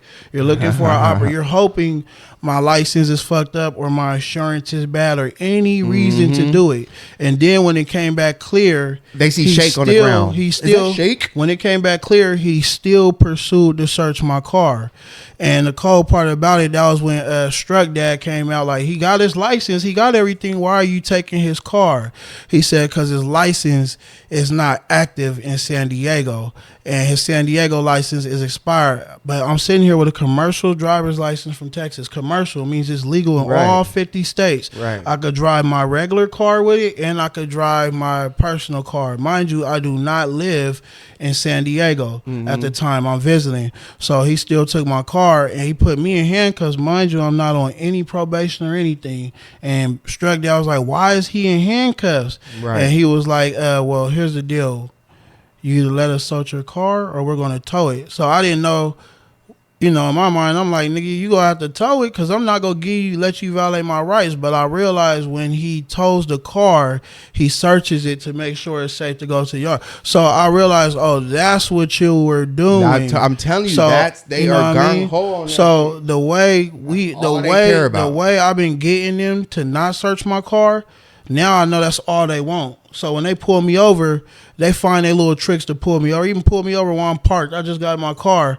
I get out the car like, damn, I didn't even move my car where your place is. So I said, man, y'all want to search the car? Go ahead. Just search the motherfucker. They don't want to search it then because you ain't got nothing to hide. You know what? And here's a whole nother thing, too. You know why sometimes, I spoke about this before in the previous episode, but you know why sometimes they take advantage of niggas and they'll just, yeah, nigga, whatever. Niggas don't know that shit. Because, that too. But niggas don't be taking the extra measures. Sometimes you need to go down there. Yeah, exactly. You need to go down there and file a fucking report, blood on their ass, and then keep a copy for yourself. You feel me?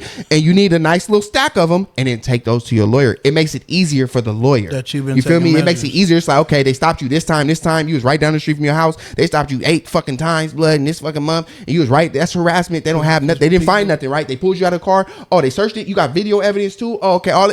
It makes it way easy for them when you have a nice little, nice little stack of incident reports where you done went down there, filed motherfucker, you know what I'm saying? Mm-hmm. And I don't know. Maybe that's why they don't fuck with me. Maybe they know. Yeah, they know your average person is. Because I'm not playing with them, bro. You know what I mean? I'm going down there. Like, I'm going down there. I know the chief of police name. I know his name. I don't know him personally. I Googled it. Shit. Certain. But I know his fucking name and I Googled it for a reason. Because when I say his name, they gonna be like, oh, whoa, wait a minute. How the fuck you know? Wait, you know Chief name? Wait a minute. Yeah, man, I'm not playing with y'all. I'm gonna be down there at the police station and I'm a motherfucking file a report on y'all. And if I could, I'm gonna talk to motherfucker. I can't pronounce his name. It's a weird name. I'm gonna re-look it up and I'm gonna learn it. Because I'm gonna spook their ass with that motherfucking name. Like, and I'm just saying that to say, it's like, I feel like that's what niggas need to do, bro. You feel me? Definitely. Like, you know what I mean? Because it's like, bro, it's money in this shit, bro. Like, these First Amendment auditors and shit, these niggas just be walking in government buildings, recording shit, and the police can't do nothing about it, bro. You feel me? Like, these niggas be recording the police station. It's crazy how they go looking for problems and nothing happens, but the police can just, you ain't doing nothing and fuck around and get arrested or lose your fucking life. And the cold part about it, what I try to tell people is, don't, resist. And first of all, we are black people. We talk a certain way. We look a certain way. We might even call them nigga because that's how we talk. Like, nigga, why y'all fucking with me? First of all, they will feel offended by that. You got to understand, these are humans with a power that no human deserves. So at the end of the day, blood, any one of them could say fuck their job and shoot you in your head. And then they're not being, tried as a human being who shot a nigga. They're being tried as someone who was at work that shot a motherfucker and it was a part of their job, but even though they made a mistake, they're being charged as the officer and not themselves. Right. So I don't want to say, hey, just give them all the power, but be careful because your life is important. Be careful with pissing them motherfuckers off. Be careful, Man, you want them to let you go. I learned that. Hey, look, yeah, I learned that in Las Vegas, bro. I ain't gonna lie. You want them. I was talking shit to him, and for some reason, the Las Vegas police, like, they just have something against California niggas, and then apparently I didn't know that California has a reputation for killing cops. That's like a California thing, I guess. Yeah. So I didn't know that. You know what I mean? I'm talking shit to the police. They got me for fucking jaywalking, bro. And I'm like, nigga, I'm Cali nigga, whatever. They like, what that mean? And I'm like, you know what it mean? But I didn't know that that's what they thought. I'm just saying, like, you know what it mean? I'm on my fly shit. Like, I'm not gonna be here long. Like, you know what I mean? But they thinking like, nigga, I'm a cop killer. You know what I mean? Damn. Right? So they like, oh yeah, oh okay. Right? I'm like, it's jaywalking, bro. This is Vegas though. They take niggas to jail for nothing. So these niggas throw me in the back of the car, bro. Right? I'm like, bro, come on, y'all on some weird shit, bro. So now they driving somewhere. It's getting dark. It's a dark road. It's a dark road. Now I'm starting to be nice. I said, officer, where we going, sir? Where we going, officer? Like, on this set. Like, I'm like, y'all a little different, but I felt it. Like, blood, these niggas was about to take me to the desert, blood, and do me foul. Like, oh, you a cop killer, huh? But I didn't understand until I went to jail and I was in there and I was explaining the situation to a nigga in there. And he was like, oh, that's why they did that. He's like, nigga, you basically was saying, like, I'm like, what are you talking about, bro? I'm like, what the fuck? Exactly. He like, they don't like California niggas out here, and they don't like niggas coming out here, and they don't like that whole little perception of cop killer and all that type of shit. I'm like, bro, because I'm not gonna lie, I was telling my bro, I thought they was about to take me somewhere. For certain. One thing about them, they definitely are. You got some boo officers out there, but one thing about them, even when they pull me over or ask for my life, even when they just try to start friendly conversation, I don't say shit. That's what I'm saying to them whatsoever, because at the end of the day, they not your friend. They trying to find shit against you, and at the end of the day, they are dangerous. When they beat me up that time, I'm talking to the sergeant like, hey, they beat me up. It's witnesses out here. You can see, you know what I mean? Boom, bada. The nigga start laughing and he slammed the door in my face. It's sergeant. So then in my mind, it's the first time I experienced these type of cops. These ain't like the gang police. Where at? In Vegas? In National City. Oh, no, yeah. In my mind, I'm like, who the fuck is these people? So I realized it is true. And rather people want to, talk down on what I'm saying, but we do need more black officers. We need officers that understand us and will approach us differently.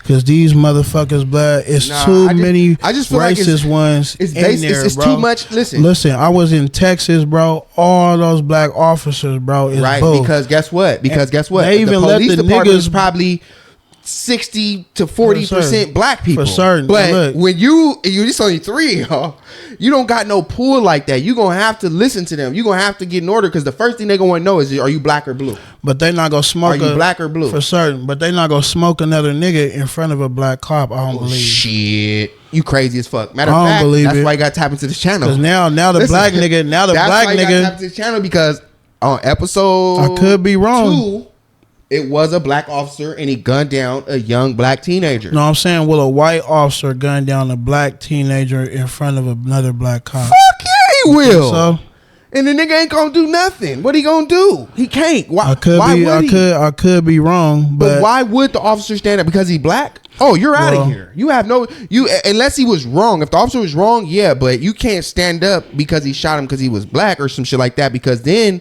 you're out of there. Well, shit, he got to ride back with the nigga. But overall, what I'm saying is, the reason why I'm saying that, I'm not, pro police or anything. I get my ass beat up by him and disrespected by him 24/7. Mm-hmm. I fought life and kept a stitched lip. But I've experienced police in different states that were black. I seen these niggas look at the drug dealers, right? And I'm like, why you pull me over? You feel me? He's like, the thing is, I know all those niggas over there. He said, I don't know you. He said, now I see why, because you from California. But when they pull up on us in VP, they don't give you time to put anything you got on you up or hide it. They get out the car immediately. Mm-hmm. I saw them Babylons pull up. These niggas put their dope up. They put everything up. I'm like, why aren't the babbies hopping out? Nigga, watching them niggas put their dope up. Then when they niggas put their dope up, the Babylons hop out and harass them. Didn't even go nowhere near the dope or nothing. I said, oh, okay. Yeah. I could dig it. Yeah.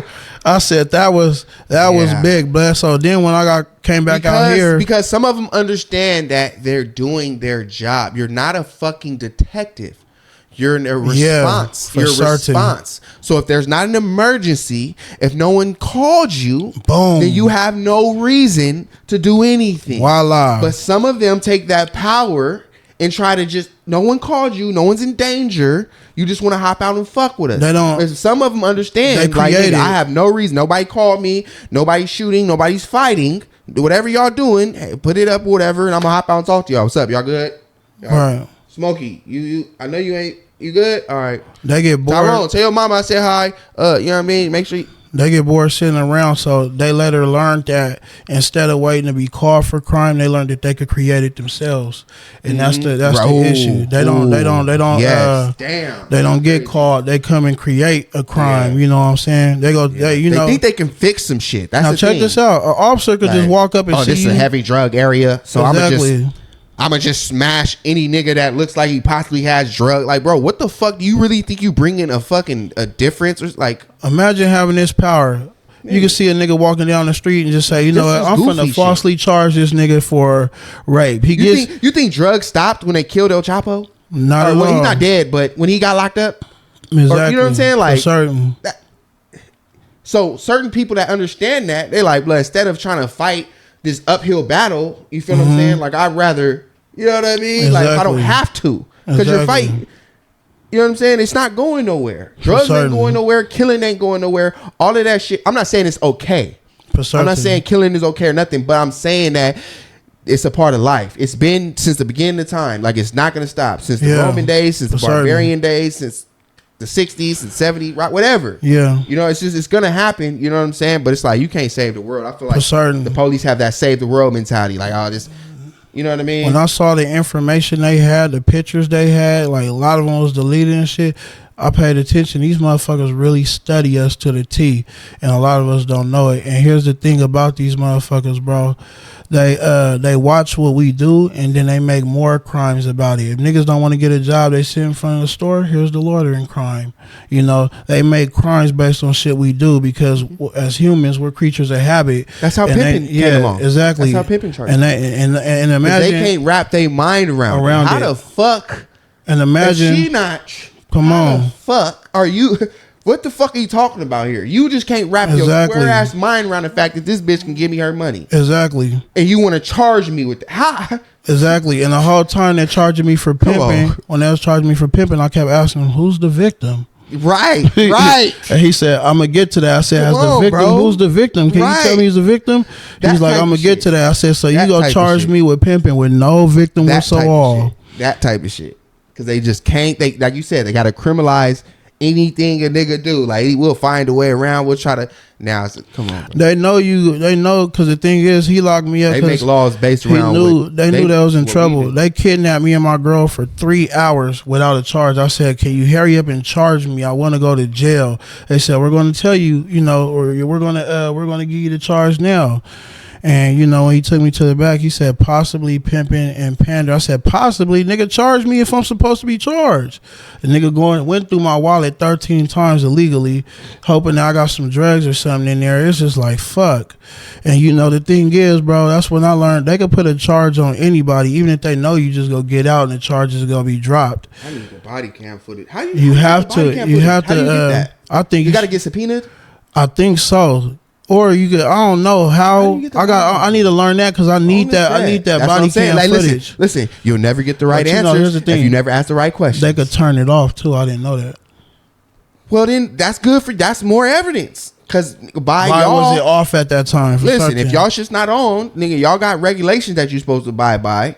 If your shit wasn't on, well, okay, cool, whatever, boom. Let's just hope that's not a repeated gig. Now we got to go back into your cases. Now we got to look at your stats and see how many times your shit wasn't on. Ever since that dude posted that video when he was recording the GSU, they rolled by. He said, watch, let me show you how we is in Dago. Nigga stepped off the curb. They got on, but I think it was in Market, and they tried to say you were jaywalking or whatever, and it went viral. And ever since then, they've been under big investigation. But, they still doing the bullshit they doing. The and if it's I feel like that lawsuit with the homies, too. I feel like since that kind of happened, I feel like they kind of been... I could still sue for $1 million on that too, to the simple fact that I was pressured to take my deal. They told me word for word, if I don't take this deal, I'm getting life.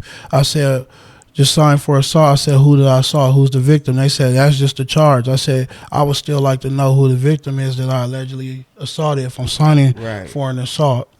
Mind you, in any cases that I caught after that, they bring that up, and I always ask them. I said, "Well, if I saw someone, where's the victim?" That's why they do it, because they just want to attach something to you. They just want something attached to you so then they can use it later if ever need be. And when they pull me over, they look at my old documentation like, oh, so you're a big bad Brim gang. You were locked up for this. You were locked up for that. I said, but you don't see if it's convicted or anything. No, we just see what you're charged for. And I said, here you go. You talking to the motherfucker himself, and you want to believe some shit that a nigga who don't know me from a lick of paint put in that motherfucker. And I'm telling you myself. They still, even for me, they'll have shit in their database that you beat. Like for me, I got cases dropped and all that, right? Mm-hmm. Beat it, whatever. Me too. And they still have it in their database as if I was convicted of that pimping charge I beat. That's probably why they whipped my ass. Oh, see, they looked it in, see you was no convictions. And then they knew, and they probably, like I said, they probably had built up frustration from a lot of this shit going on. A lot of them trying to be detectives and it ain't working. You feel me? Because you know what I mean. And they just taking it out on you. Like, exactly. Tired of shit. You motherfuckers are out here, but it's like, look, ain't no victims. Exactly. Stop it, bro. Knock it off. You just mad because your square ass can't wrap your mind around how we able to do what we do. For certain. You feel me? You want to beat my ass. You know what I'm saying? That's what I'm saying. Getting caught with a white girl would definitely get your God, ass beat. another thing that helped me in that case, you know, a lot of my friends and everybody who was on the case wasn't blessed to have a consistent father like me. When they saw my father up there, you know, ex-military, you know, study law, you know, got his glasses on and everything, then they start seeing where my intelligence background was coming from. Then they start seeing where the college, yes, he's a gang member, but this is where all the smart shit we seeing come from. Mind you, I'm the only person on the case with pictures that show consistencies of positivity. Medical assisted. Yeah, my attorney also said, like, how many niggas was doing that? My attorney said, you think he's killing Crips? He's trying to save lives. Right. And then they said, why is he throwing up brims and he's in college? Because he's showing you this is where I'm from, but this is what you could be. You know what I'm saying? And he's showing everybody else, hey, let's make this into something better rather than what the police and everybody else views it as. Hey, shout out to the Lord, man. What's rest in peace, Richard Birkin. Oh man, rest in peace, man. But man, you know, everybody looked at me after that like, South, you getting out. You know, I mean, because they said, do the attorneys have anything to say? Attorneys had nothing to say. This is one thing I always say. I said, bruh, you got to give them just as much sugar as you do salt. But certain. You feel me? Like, if you just got all salt blood, it's triv. But if you got some sugar, you feel me, it's on your side, that definitely you got to have just as much, if not more. For certain. You feel me? 1 foot in, 1 foot out. Man. Just, you know what I mean? Because it's like, okay, you saying that, but how many killers you know that's doing it? I'm helping out with the homeless. I'm working. I go to school for nursing. I'm saving lives. Like Nip did. Remember when Nip, they think we on some kill another nigga shit. And I said that, stay down diligent, come on. And in my song, I said, gotta represent, and niggas think we proud. Well, I said, these niggas think we proud to take another nigga life. You get what I'm saying? I said, wait, what I said? Keep the gun, gotta save your own life. Because everybody want a K like a military stripe. And what I was saying was, niggas gotta save their own life in these streets because everybody want a K. It's even niggas trying to get you. And then I said, some niggas think we proud to take another nigga life. We not. We just trying to protect ourselves. You get what I'm saying? So at the end of the day, it's not just niggas killing, you know, and niggas fighting, but it's mamas in this shit. It's aunties, uncles, fathers in this shit. You know what I'm saying? We at the OG Sandbox, you get to see how beautiful it is. Look at the barbecue. Look at the homegirls having fun. We got homies that's dead and gone that can't be here at this moment. And look where we at. We all doing something positive with it. So, you know, people don't understand. They think the politics just come from a ruthless nigga just wanting to kill. No, sometimes it's the reaction of, you know, something that happened. You feel me? We all are under the laws of cause and effect. You get what I'm saying?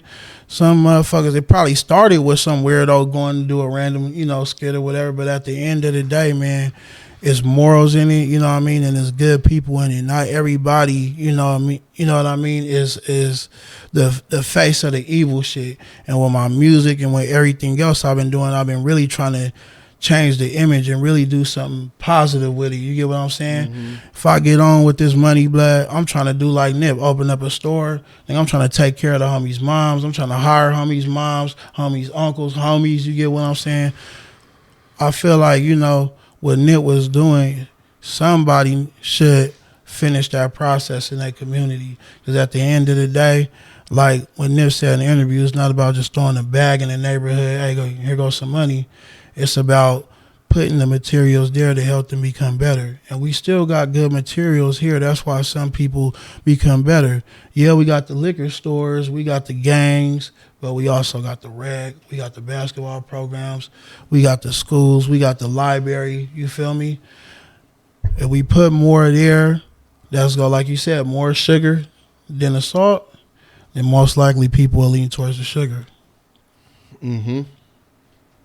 Because, I mean, whether motherfuckers like to, you know, acknowledge it or not, like times is changing, bro. Like, hell yeah. You know, times is changing, bro. The way motherfuckers is moving out here is just changing, bro. And it's like nobody really got time for it no more, nigga. You know everything is evolving. It's evolution. Changing, bro. If everything is becoming better, you know, we not on the old phones no more. It ain't horses. We got cars. Why ain't you becoming better? Exactly. Why aren't you a part of evolution? If you ain't part of evolution, nigga, you history. Yep. And a lot of the G homies I respect is burnt out right now, nigga. Yeah, bro. Yeah. Very important. Very detrimental. And if you can't learn from yourself, learn from somebody else. And that's why I say, you know, it starts with us. You know, like I said, I was telling you know, Tiny Bull, it's like, you know, we're in a day and age of information now. You know what I'm saying? It's more black businesses, more black LLCs, more all of this type of shit that's going around more than ever. More black entrepreneurship and all this type of shit. You know, we're in a day and age of information. So it's like, it's kind of up to us, you feel me, to like, you know, lead the next generation under us. You know what I'm saying? It's like, because now we're looking at shit from a whole different perspective. You know what I'm saying? It's like, we got the information, we got the game, we got the juice. You know, we was misled at one point in our life, you know what I'm saying? Got the guidance, got the experience that we needed to be where we're at in life now. And, you know, with that, we not going to mislead none of the young homies and, you know, send them on a path of, you know. I tell them not to even be from it. I'll tell them, hey, you know, with your intentions that you going in it for, why are you? No, but the ones that already is, though. For the ones that already is. That's already, you know. Already, you know, I'm talking to them too. You know, I'm a few, you know, Eddie McIntyre's in the young homies' ears. You know, a lot of them, you know, hey, I didn't know they grew up on my shit, so I chop it up with them, and I tell them, you know, go do something dope with it. You know what I mean? And then for the ones that I see getting put on, you know, I try to tell them different. But you know, if they don't learn, you know, because niggas tried to tell me that and I still did it. So experience would definitely be a teacher. Hopefully it ain't a bad experience. And what I learned though, my biggest lesson in life is understanding. You know what I'm saying? What you understand, you overstand and grab power over. So it's like, I could not like a nigga, like, man, I don't like this nigga because he do this, he do that. But if I understand why he do that, and you know, he grew up like this, or he didn't have his mom, he didn't have, okay, now I can understand why. Oh shit, I'll be doing, you know, when you understand something, it's no longer a problem. So the way I try to live my life is I submit to the flow of life. You know, whatever it throw at me, I try my best not to react, but to understand it. I think everything is to be understood. Yeah, I can definitely feel that. I can see what you mean. Like, just, you know, I done been in arguments. With the punches. Yeah, I done been in arguments, you know, and people, they're trying to win the argument. I'm not trying to win the argument. I'm trying to persuade you or, you know, get an understanding. But if you're not capable of that, then I'll be the understanding, with the understanding that you're not capable of doing that. Yeah, I mean, because, you know, being a good listener is a virtue. For certain. You know what I mean, that's, you know, it's damn near boiling down to be a skill. Yeah, you ever have somebody, everybody want to be heard, but certain, you know, being able to listen and comprehend is not something that, you know, people are, I'm not gonna say capable of doing. It's just, you know, like, especially in an argumentative type of setting, you know, like for me, I can be very passionate about my point, but still hear you out. You know what I'm saying? Like, I can still, like, you know what I'm saying? Like, I got a point to prove. I want to say how I feel. Let me get this out. But I'm not going to be too motherfucking big-headed or too, you know what I'm saying, to not listen to what you saying in your perspective. For certain. You know what I'm saying? I like to, what I like to do is, too, I like to let people win, even when I know I could win. So let's say if I'm even, you know, it's not about winning the argument either, but let's say you're in the argument and somebody's like, okay, what do you mean? Okay, what do you mean? What do you mean? And you trying to tell them, what do you mean? It's like, okay, you're not willing to understand. But once I piece something, I realize, okay, this person's eager to win the argument. What I'll do is I'll do them a favor without them knowing, because that's what I like to do. And I'll be just like, be quiet. Yeah, I'll just, or I'll just, that's what I do. Or I like to say, you know what, you're right. I definitely didn't know that. Thank you. And then later on, they come up to me like, you knew I wasn't right, huh? You feel me? I wish I had listened. You realize it's cool because I'm your big homie. Nigga, that's what I do. Yeah, because sometimes people don't know that they in it for the debate. Don't really realize, like, you really don't got the point. You just kind of want to argue. You know what I'm saying? So sometimes you just gotta let motherfuckers. Certain. That's why I said I just be quiet sometimes. I'm like that. I got homies like that where I just be cool. Now I used to be, trying to, but now I let people just listen to themselves. What I learned. You know what I mean? I let people listen to themselves. This human bodies that we in is very intelligent. So people will eventually get it if they don't get it from you. And like you said, the silence. One thing I learned, somehow when you stay silent, it tells them more than what you could tell them normally, because at the end of the day, if they try and tell you, no, you don't see what you see, and you let it go, then they realize, now that motherfucker really do see what he see, because he saw it so much to the fact he wasn't trying to argue with me about it or nothing. It's there. It's hella there. So, at the end of the day. When Nip said, too afraid to be different, too ashamed to just listen. Come on, man. When go ahead, keep going. I'm trying to remember that song. He said, too afraid to be different. So they hate on my niggas.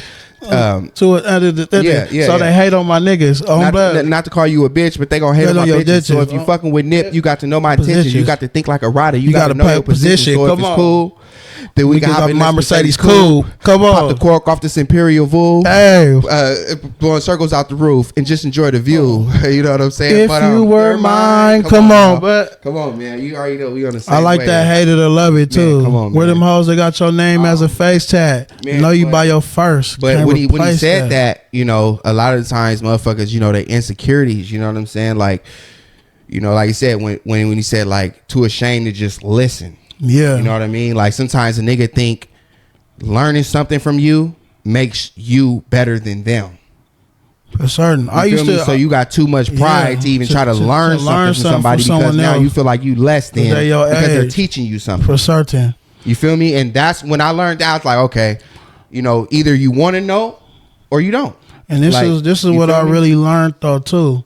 I used to think, okay, a nigga back down from the fact he a buster, he this and that. But some motherfuckers, some niggas pick their fights and some niggas is bullies. They know they could beat a nigga up or whatever from the odds, want to go press on the nigga don't follow.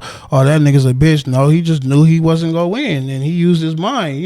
What you calling him a bitch or whatever the reputation is gonna be, it doesn't bother them how much as he will feel having to go through. He just walked away from the fight and you still calling him names and everything because in a way you feel like he won. You didn't get what you want. And here's another thing also about that. Unfortunately, I can't turn down nothing. But hey, listen, but I ain't gonna lie. When I know, we get down. Even if I know you can beat me up, like when I know on the beat, and I only fight bullies and people that's bigger than me. I just caught a big, a giant nigga fade too. But I'm gonna holler about that later. My point is, when I know I could beat you up, and you getting at me. Then I turn the fade down because ain't nobody go by. Blood's a bitch or whatever. Niggas know I fuck blood. You know what I mean? Yeah. But other, and I do that favor for people. You know what I mean? Because I'm a different type of person. But what I really learned was the only fade that I really rather catch is the hardest fade to ever catch, and that's myself. When I want to fight a motherfucker and I want to destroy a nigga, if I just say, know what, I'm not. Convert that energy. I felt it 10 times harder to fight than beating a nigga ass. When I know I could do it, or if I want to do it because a nigga big and he, whatever, and I realized, what, but I tested that, that for many years I thought I had a demon in me. So I tried to, change that with love so I don't feel this demon, because it be certain motherfuckers that I really want to smash on and do shit to, and I fight that and I feel a strong resistance. But all right, but why? So I'd rather fight myself. But why you want to smash on them though? That's because the thing is, and this is why I said understanding, because I have an understanding. When the motherfucker don't know me and they come at me a certain way, my girl looking at everybody and they know it could happen, I fight myself because it's a stronger fight than fighting them. And I understand, this nigga just don't know me.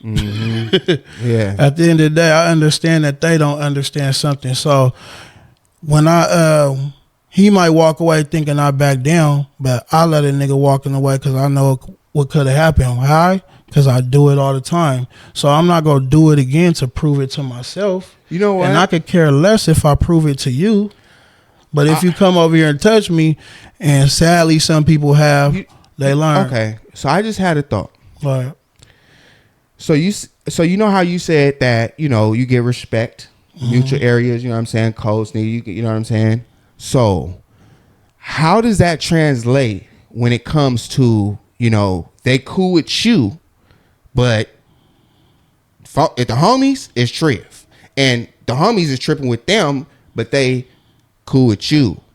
Not saying like they cool with you, but like how does that, do you get what I'm saying? What I'm trying to get to? Like, is there like a mutual area kind of like, you know what I'm saying? Because it's funky out here, you know what I mean? Certain motherfuckers is tripping, certain motherfuckers, you know what I mean? But so how do you like, you know, like do you ever get resist? Like, do niggas be like, blood, you fucking with them niggas, or you know what I'm saying? Like, how is you boo with them? Like, right. You know what I mean? So the way me and my homies work, I don't hang out with nobody who doesn't understand my mind. So the way and I'm the same way with my homies. So if my homies see me, you know, they mind thinks good for me, not bad for me. So let's say they see me shake a rib hand or whatever, they go automatically think my intentions are good. They're not gonna be like, but you fucking with this nigga or whatever or however, because they know me and the nigga get down or whatever. You know, they know my background and who I am. So let me say this in a better way. They're more my lawyer than they are my DA. So how you said niggas would think, you know, why are you doing this? The way I move, niggas respect how I move regardless, or I don't hang out with them. Yeah, I got some homies that I know would be like that, but yeah, them niggas is already, you know, in this era, they already in jail or they dead. You know, that type of mindset don't really survive long. Today, the Crips I run into, everybody's doing something and getting money now. It's cameras everywhere. So it's hard to run into them. And, you know, it's still niggas funking. So it's boo to catch a fade or two, you know what I mean? Or even more, I'm down to line it up, whatever. But when I run into these niggas, is always a nice deep understanding. And where am I getting have you have you ran into anyone who's been disrespectful in their music? Have you ran into any of them type of niggas who's being disrespectful in their videos and being disrespectful to your section and wasn't respectful when they seen you? Nope, I never ran into anyone who was being disrespectful that I could recall. I do know Alway was pushing a 5K, but when we tapped in the inbox, we was finna do some music. You know, he had love for me already, so you know that's pretty cool. I haven't ran into the other dude he rap with that's pushing that, but other than that, you know, when I see dudes that is disrespectful, so people. The reason why a lot of people respect my music and everything, because they know my story is real. They know who I am in my music. I really am in the streets.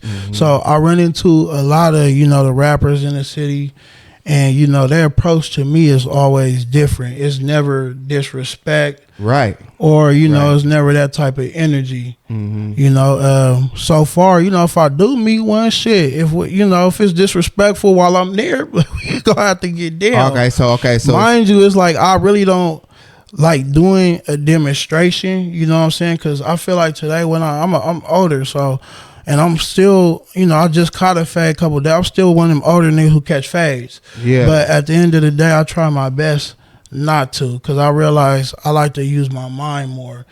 If I could use my mind to get around the situation or see it a certain way, then I felt like that's more powerful than actually physically doing it. Because at the end of the day, like I said, we got AIs now. We not on horses. We got cars. Things are getting easier. Hey, why work harder when you could be smarter? And listen, and just change how you see it. Listen, damn. See this nigga. See, man. This is why I gotta write shit down. You know what I'm saying? This is gonna be a good episode. I'm most likely gonna we're gonna break this into two parts. You know what I'm saying? Y'all ain't getting this whole motherfucker in one gig. You know what I'm saying? We breaking this into two parts because this, like I said, I knew this was just gonna be good, bro. It's gonna be really in depth, good conversation. But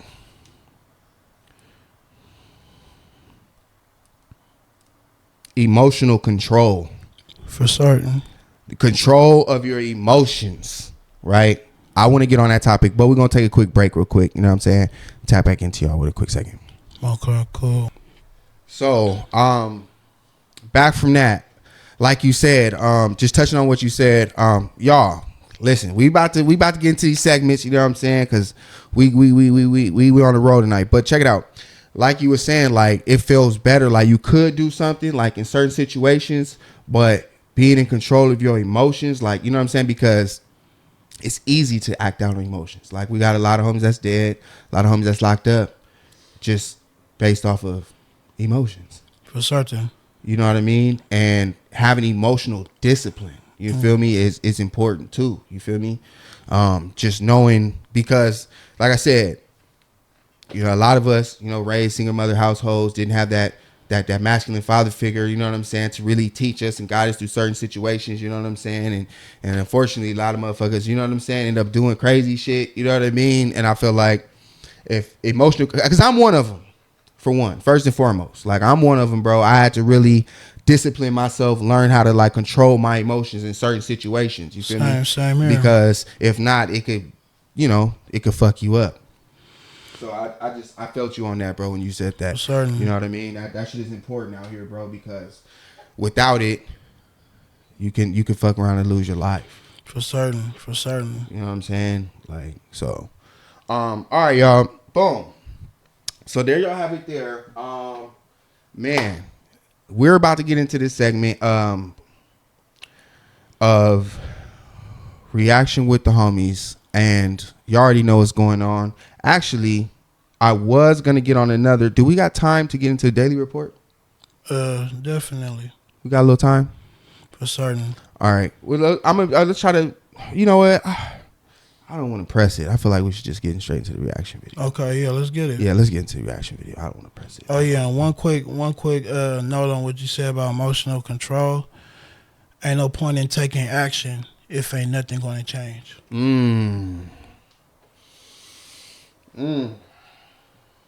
Say that shit one more time. Yes, sir. Ain't no point in taking action if ain't nothing going to change.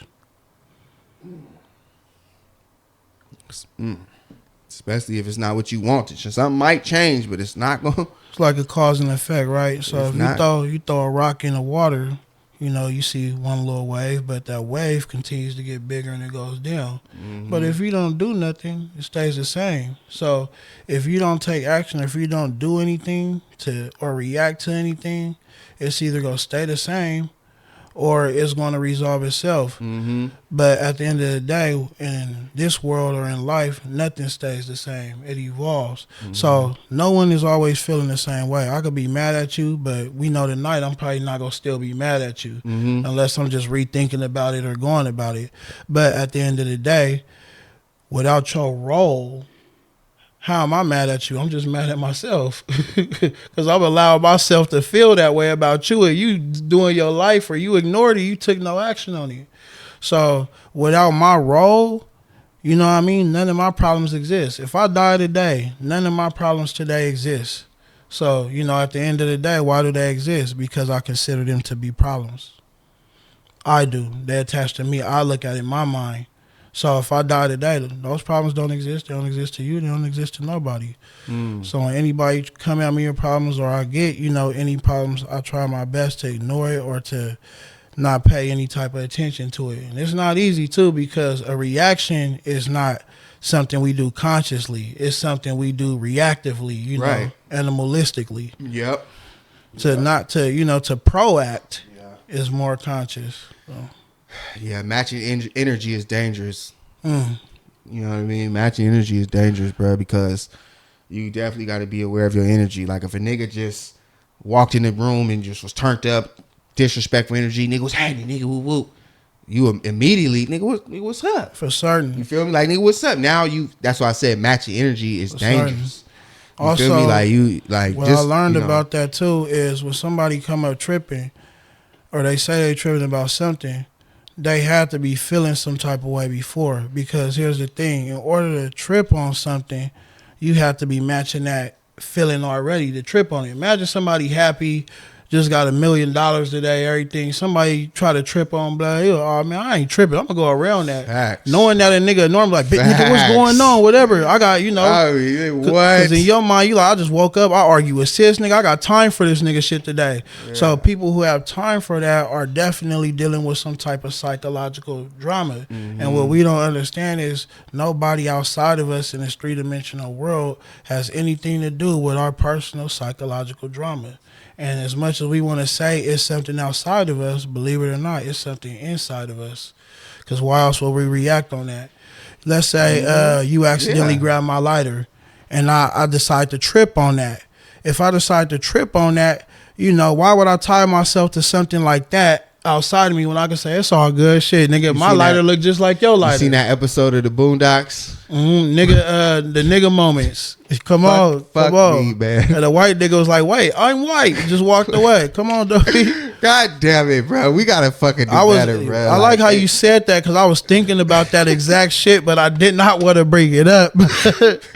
I swear, bro. And look at the nigga eyes who was reacting and shit. You can see the craziness in nigga eyes. So now when niggas react to me, when niggas talk to me or react to me, think about that just like, wait a minute. On the I'm B, happy. on like, God. Life is good right now. Like, on B. I'm out of here. Yeah, I'm going to continue being happy. Like, I'm going to pray for you, fam. Like, get better. certain. I'm out of here. Exactly. I'm protecting my energy. But the moment I match your shit is the moment now my aura is contaminated. And you remember, I didn't let your energy penetrate my woofy, and I didn't match your gig, and now I'm on some demon shit. And you remember in the show, the nigga was like, wait, come back and fight with me.